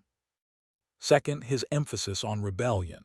Even if we can't prevent disaster, we can resist it, can work to minimize harm, can refuse to accept the unacceptable. Climate activism, from Greta Thunberg to Extinction Rebellion, embodies this Camusian revolt, insisting that the destruction of the biosphere is intolerable, refusing to acquiesce to business as usual, demanding action even when action seems futile. Third, his focus on immediate action rather than ultimate solutions. We can't solve climate change perfectly, but we can reduce emissions today, protect ecosystems now, adapt to changes already underway. We can create meaning through the work itself, through solidarity with other species and future generations, through refusing to be the generation that did nothing. Fourth, his critique of ideology applies to environmental movements. We must resist the temptation to subordinate human well-being to environmental purity, to justify coercion in service of ecological goals, to treat humans as the problem rather than as part of the solution. Camus would insist that environmentalism must serve humanity, not sacrifice it, that the goal is a world where both humans and nature flourish, not the elimination of human impact in favor of pristine wilderness. The climate crisis also validates Camus's insight about collective responsibility. We're all implicated in the destruction. Every flight taken, every product purchased, every comfort enjoyed in the developed world contributes to the problem. Yet individual guilt accomplishes nothing, and individual action, while important symbolically, changes little structurally. We need collective response, systemic change, political will. Exactly what Camus understood was necessary for addressing mass injustice. Technology and consciousness, new forms of absurdity. The digital age has created novel forms of the absurd that Camus couldn't have imagined. Social media promises connection, but often delivers isolation, comparison, and performance. We curate versions of ourselves for public consumption, while feeling increasingly disconnected from any authentic self. We accumulate virtual friends while experiencing epidemic loneliness. We have access to infinite information while feeling less certain about truth than ever. Camus would recognize this as another manifestation of absurdity. The gap between what technology promises, meaning, connection, knowledge, and what it delivers, anxiety, alienation, confusion. And he would likely counsel the same response: lucidity about what's happening, rebellion against the worst aspects, engagement that's conscious rather than compulsive. The practice of digital minimalism, or intentional technology use, embodies Camusian principles. It means using technology consciously rather than reactively, maintaining awareness of how it shapes consciousness, refusing to let algorithms determine attention, creating boundaries that preserve presence and connection.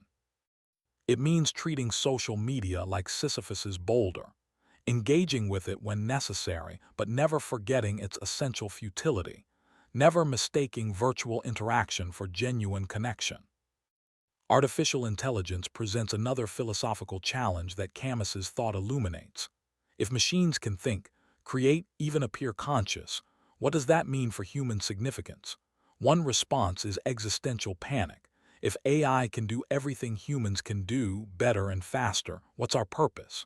But Camus would likely say, we never had cosmic purpose anyway. Human significance doesn't depend on being the smartest or most creative or most capable. It depends on consciousness, on the experience of being alive, on the creation of meaning through engagement with absurdity.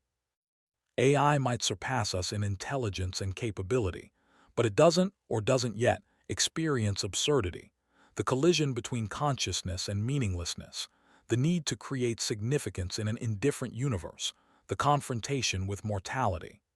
Our humanity lies not in what we can do, but in what we must face, the burden and gift of consciousness in a cosmos that has no need for consciousness. Virtual reality and other immersive technologies pose similar questions. If we can create artificial worlds that feel as real as physical reality, that provide experiences as rich as actual life. What's the difference? Is the physical world more real or meaningful than virtual ones? Camus would likely insist on the primacy of embodied existence. The physical world matters because mortality matters, because pain and pleasure are real in bodies, because death is final in ways that virtual death is not. But he might also acknowledge that meaning can be created in any realm where consciousness operates, that virtual experiences can be genuine even if they're not physical. The critics and controversies, honest assessment. No thinker escapes criticism, and Camus has faced substantial challenges to his work. To fully appreciate his philosophy, we must examine its limitations and failures, the places where critics have identified problems or inconsistencies, the ways his thought might be inadequate or incomplete. The charge of pessimism and nihilism. Many readers encounter Camus and hear only the dark notes. Life is meaningless, death is certain, the universe is indifferent, suffering is pervasive. They conclude that his philosophy is depressing, that it leads to despair or apathy, that it undermines rather than supports human flourishing. This criticism comes from both religious perspectives, who see his atheism as necessarily nihilistic, and humanist perspectives, who think he doesn't offer sufficient positive vision. Camus himself resisted this interpretation vigorously. He insisted that his philosophy was affirmative, that acceptance of absurdity leads to liberation rather than despair, that honesty about meaninglessness enables authentic creation of meaning. He celebrated life, joy, beauty, passion, hardly the stance of a nihilist, and he explicitly rejected nihilism as another form of escape, another way of avoiding the hard work of creating value in the absence of cosmic meaning. But the criticism has some merit. Camus's philosophy is demanding. It requires living consciously with tensions that most people find unbearable, maintaining lucidity that can feel like burden, accepting mortality without comfort. Not everyone can or should live this way. Some people need hope, need to believe in something beyond the human, need the consolation that Camus refuses.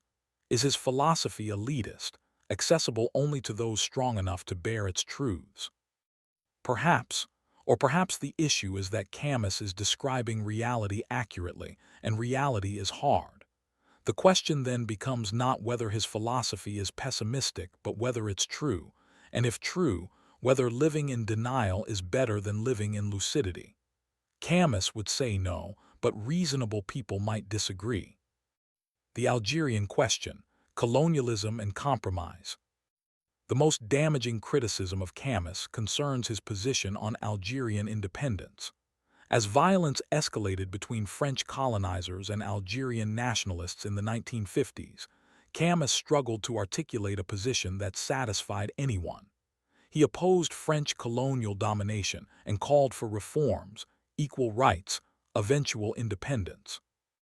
But he also opposed FLN terrorism, particularly attacks on civilians, and he couldn't bring himself to fully support Algerian independence if it meant abandoning the French Algerian population, his own people, to likely retribution.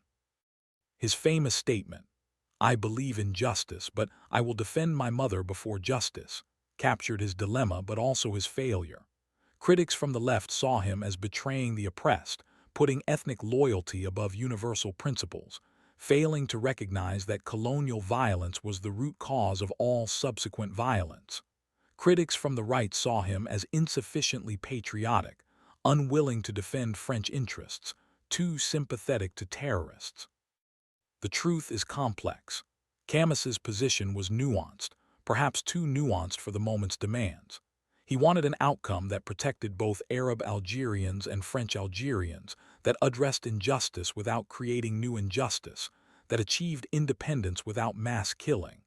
This wasn't cowardice. It was his philosophy of rebellion with limits applied to an impossible situation. But it also meant he satisfied no one, that he appeared paralyzed at a moment requiring commitment. With historical hindsight, we can see that Algerian independence was inevitable and just, that French colonial rule was indefensible, that Camus's loyalty to the Pied Noir community clouded his judgment. But we can also acknowledge the genuine tragedy. The French Algerian population, including many poor people like Camus's family, lost their homes and were forced into exile. The binary demanded by history, choose French colonialism or Algerian nationalism, couldn't accommodate the complexity of his position, oppose colonialism and terrorism, protect the innocent on both sides. This controversy reveals both the strength and weakness of Camus's philosophy. His insistence on maintaining nuance, respecting individual human beings, refusing simple answers, these are admirable. But sometimes history demands choosing sides, even when both sides have committed wrongs, even when the choice requires sacrifice. Camus's attempt to stand above the conflict, to maintain moral purity while others fought and died, could be seen as privilege, the luxury of philosophy for someone not directly oppressed or immediately threatened. The gender blindness, women in Camus's work. Camus's work is notably lacking in serious engagement with women's experiences, feminist thought, or the specific forms of absurdity that patriarchy creates. His protagonists are almost always men. His philosophical essays address man, using the supposedly generic masculine. His personal life included numerous affairs with women, but no evidence of considering gender oppression as a philosophical problem. His female characters tend to fall into types: the mother, silent, suffering, accepting; the lover, passionate, available, secondary to the male protagonist's journey; the wife, dutiful, betrayed, peripheral. Rarely do women in his work have interior lives as rich as his male characters. Rarely are they subjects of philosophical investigation rather than objects of desire or care. This isn't unusual for a mid-20th century male intellectual. Sexism was pervasive. Feminism was just beginning to articulate its critique. Most male philosophers ignored gender, but it's still a limitation. If absurdity is universal, how does it manifest differently for women who face not only cosmic meaninglessness, but also systematic oppression? Not only mortality, but also vulnerability to male violence. Not only existential isolation, but also social pressure to define themselves through relationships to men. Simone de Beauvoir, Sartre's partner and a philosopher in her own right, addressed these questions in The Second Sex, exploring how women are made rather than born, how patriarchy shapes female consciousness, how women must create meaning under conditions different from men's. Camus never engaged seriously with this work, never considered how gender might complicate or enrich his philosophy of absurdity. A feminist reading of Camus might note that his celebration of Mediterranean sensuality and physical beauty often objectifies women's bodies, that his sexual ethics, serial infidelity justified by the rejection of conventional morality, served his desires while causing pain to women who loved him, that his philosophy of revolt never addressed women's specific rebellions against patriarchy. These aren't fatal flaws, but they are real limitations that a complete assessment must acknowledge. The absence of a completed system. Unlike many philosophers, Camus never developed a complete systematic philosophy. His work is suggestive rather than definitive, exploratory rather than conclusive. He outlined a three-part project: absurdity, rebellion, love limits, but didn't complete it. Death interrupted the final stage. What we have are fragments, essays, novels that embody ideas rather than systematic treatises that explain them comprehensively. Some see this as a virtue. Philosophy should be provisional, open-ended, resistant to systematic closure. Camus's unsystematic approach keeps his thought alive, invites interpretation, avoids the dogmatism that systematic philosophies risk. His literary form, using novels and essays rather than academic philosophy, makes his ideas accessible to general readers, grounds abstractions in concrete experience. But others see it as a weakness.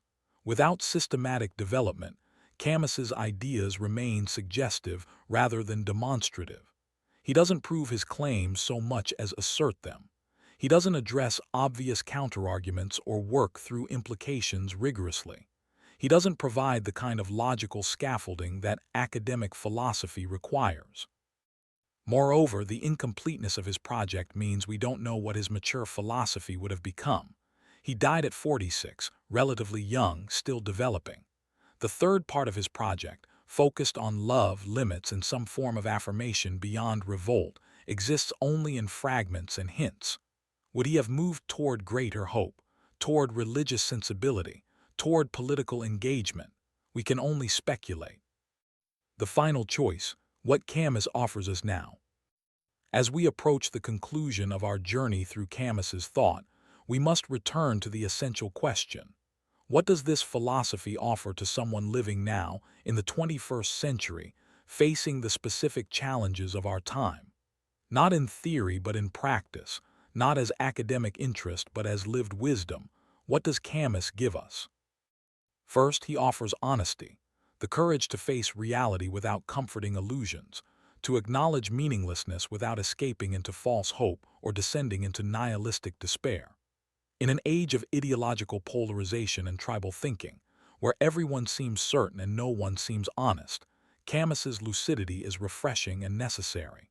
He shows that you can be honest about how little you know, how uncertain everything is, how temporary all meaning is, and still engage fully with life. Second, he offers dignity, a way of being human that refuses humiliation, that maintains integrity even in impossible situations, that creates meaning through action rather than waiting for meaning to be provided. When you feel crushed by circumstances, when life seems designed to break you, when maintaining self-respect seems impossible, Camus reminds you that consciousness itself is a form of victory, that awareness creates a space of interior freedom that nothing external can touch. Third, he offers solidarity, the recognition that we're all in this absurd situation together, that shared suffering creates genuine bonds, that we can help each other bear what cannot be solved. In our atomized, individualistic society where loneliness is epidemic and everyone performs strength while suffering privately, Camus's vision of mutual support and common struggle offers an alternative. We don't have to face absurdity alone.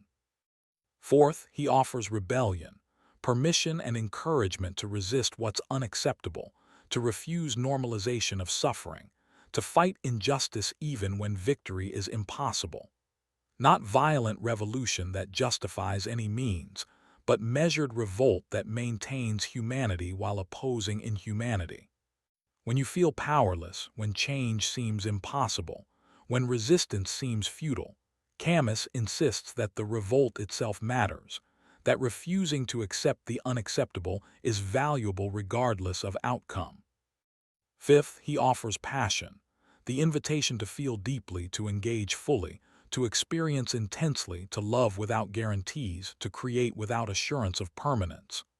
Against the tendency toward protective numbness, against the fear of vulnerability, against the impulse to hold back because everything is temporary, Camus says yes, everything is temporary, and that's why you should care more, not less. Because this moment is brief and will not return, because consciousness is rare and precious, because you have one life and it's happening now. The choice Camus leaves you with is not between hope and despair, not between faith and nihilism, not between any simple binary. It's a subtler choice, harder to name, between living consciously in the tension of absurdity or escaping that tension through various forms of denial, between accepting that life has no inherent meaning and then creating meaning anyway, or pretending that meaning exists independently of your creation, between facing mortality without comfort and finding joy despite everything, or seeking comfort in illusions that might temporarily ease but ultimately diminish you. One path, the path of escape, is easier. You can believe in divine providence, trust in historical progress, have faith that everything happens for a reason, hope that death is not the end, imagine that your life serves some larger purpose beyond itself. These beliefs might bring comfort, might ease anxiety, might make difficult moments more bearable.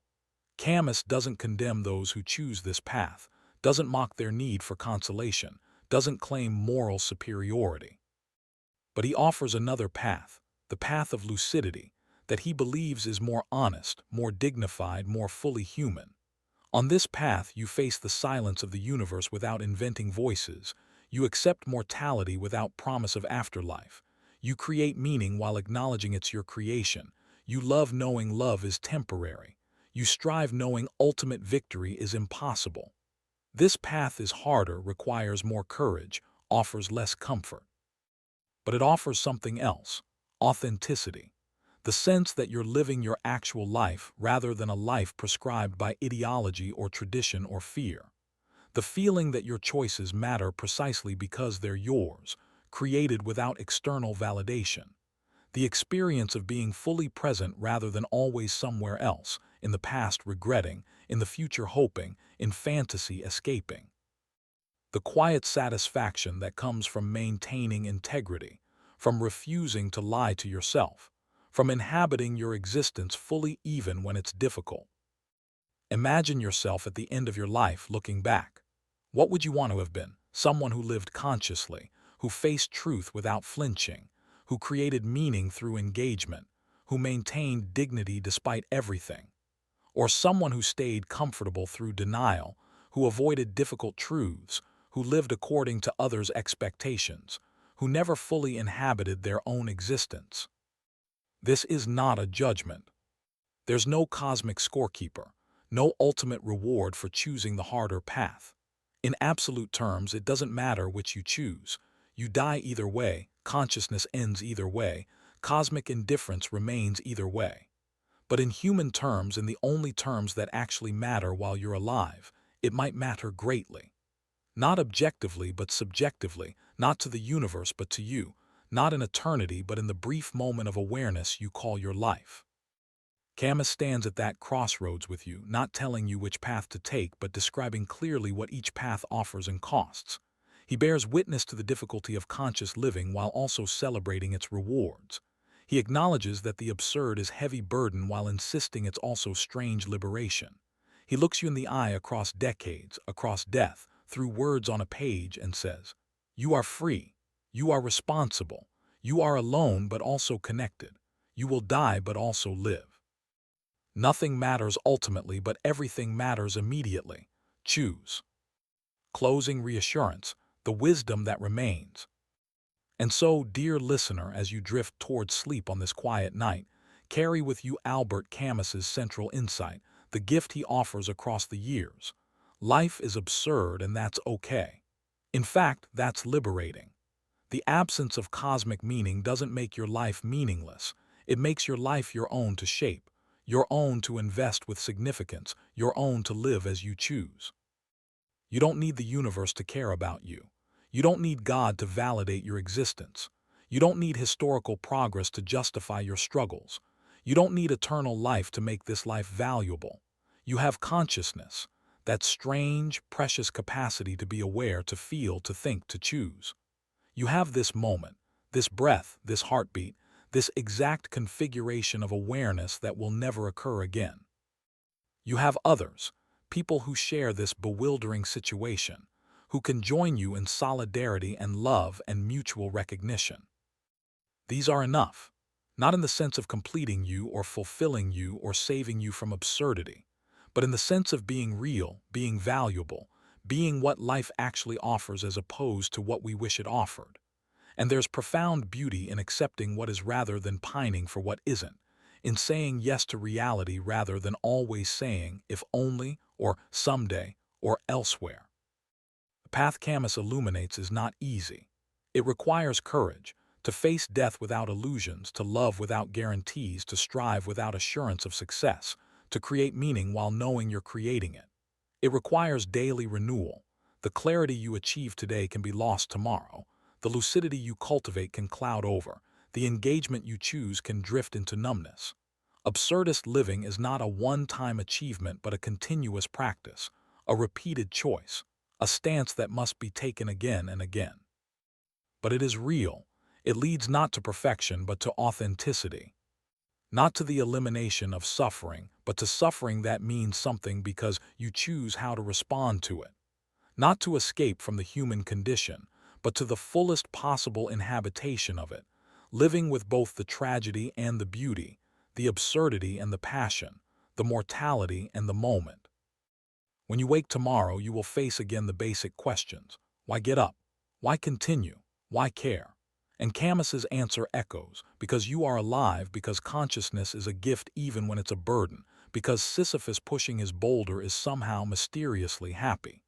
Not happy because he's deluded about his situation, not happy because he expects reward, but happy because he has claimed his fate, because he owns his labor, because he continues despite everything. You too can claim your fate. The circumstances you didn't choose, the limitations you can't escape, the mortality you must face. These become your fate not when you resign yourself to them, but when you actively embrace them, when you say, yes, this is my life, and I will live it fully, consciously, passionately, until I can no longer live at all. This is not optimism. Camus never promises that things will work out, that problems will be solved, that happy endings await. He's too honest for false hope, but neither is it pessimism. He never descends into despair or claims that nothing matters. He's too passionate for nihilism. What he offers is something rarer and more valuable: tragic affirmation, the ability to say yes to life while facing honestly everything that makes life difficult, to love what we know we'll lose, to create what we know will be destroyed, to struggle for what we know cannot be permanently achieved. Rest now knowing that the wisdom we've explored together tonight has been planted like a seed in the depths of your being. You don't need to remember every concept, every example, every nuance. What matters is the essential stance, the fundamental orientation. Look directly at reality, even when it's painful. Maintain your consciousness, even when numbness would be easier. Create your meaning, even when nothing guarantees it. Connect with others, even when isolation feels safer. Revolt against injustice, even when victory is impossible. Say yes to this life, this moment, this breath, even while knowing that all of it is temporary, that none of it is assured, that the universe remains indifferent. The sun will rise tomorrow, that magnificent, indifferent Mediterranean sun that Camus loved, that both gives life and takes it, that illuminates without explaining, that shines on the just and the unjust alike. And you will rise with it, carrying forward the wisdom of a man who coughed blood at 17, who faced death young and learned from it how to live, who stared into the abyss and found there not emptiness but strange fullness, not despair but defiant joy. You are Sisyphus, the boulder awaits, and you, lucid, rebellious, engaged, you are happy. Sleep well knowing that tomorrow you will push your boulder again, and in that pushing find your meaning, your dignity, your humanity. The absurd is not a problem to solve, but a reality to inhabit. And you, conscious, free, mortal, you are magnificently equipped to inhabit it fully. Rest deeply, dream peacefully, and wake ready to face again the beautiful, terrible, absurd privilege of being human in an indifferent universe. Camus's gift is not easy comfort but honest companionship. He walks beside you, across the decades, bearing witness to the difficulty and wonder of conscious existence. Sleep now. The wisdom remains, working in the darkness, but Camus also acknowledges death's terror, its unacceptability, its power to paralyze and destroy. In the plague, Father Panalua's faith is shattered by watching a child die in agony. No theology can justify such suffering, no divine plan makes it acceptable. Death reveals itself as pure evil, meaningless destruction, the obliteration of innocence and beauty for no reason at all. This is why Camus admired doctors, those who fight death knowing they will lose. Dr. Rhea in the plague represents Camus's ideal response to mortality, not acceptance but revolt, not resignation but resistance, not philosophical peace but practical struggle. Yes, death wins eventually.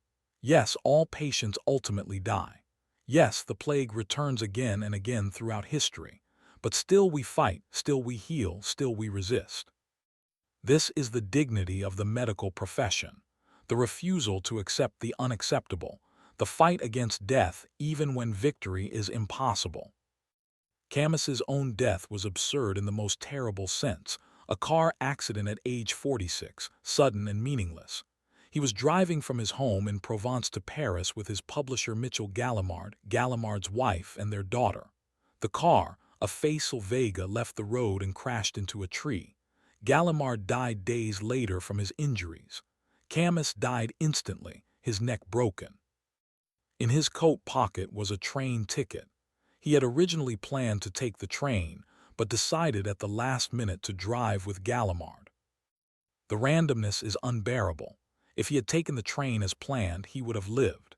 If the car had left the road seconds earlier or later, he would have lived. If they had driven slower or faster, chosen a different route, stopped for lunch, any small change would have altered everything. His death exemplified what his life's work had taught. The universe is indifferent, chance is absolute, meaning must be created because it will never be given. He left behind his wife, his twin children, his mistresses, his unfinished novel The First Man, found in the wreckage and published posthumously, his mother who would outlive him, unable to fully comprehend what had happened. He left behind readers who would never know what his mature philosophy would have become, what insights he would have offered on aging and mortality, what wisdom he would have achieved if given time. Some saw meaning in the manner of his death. Dying suddenly, dying young, dying absurdly seemed fitting for the philosopher of absurdity. But this is exactly the kind of false meaning-making Camus rejected. His death meant nothing. It was simply bad luck, mechanical failure, a moment's inattention, the convergence of factors that killed someone who deserved to live. No poetry redeems it, no philosophy justifies it, no narrative makes it acceptable. And yet his work survives, his ideas continue to influence, his books find new readers with each generation. Not because he achieved immortality. His body is gone, his consciousness extinguished. He no longer exists to appreciate his legacy. But because other mortals, other brief consciousnesses, find in his words something that helps them navigate their own absurd existence, their own confrontation with meaninglessness and death. This is the only immortality possible, not personal survival but impersonal influence, not continuation of self but continuation of ideas. We must imagine you happy, sleep well.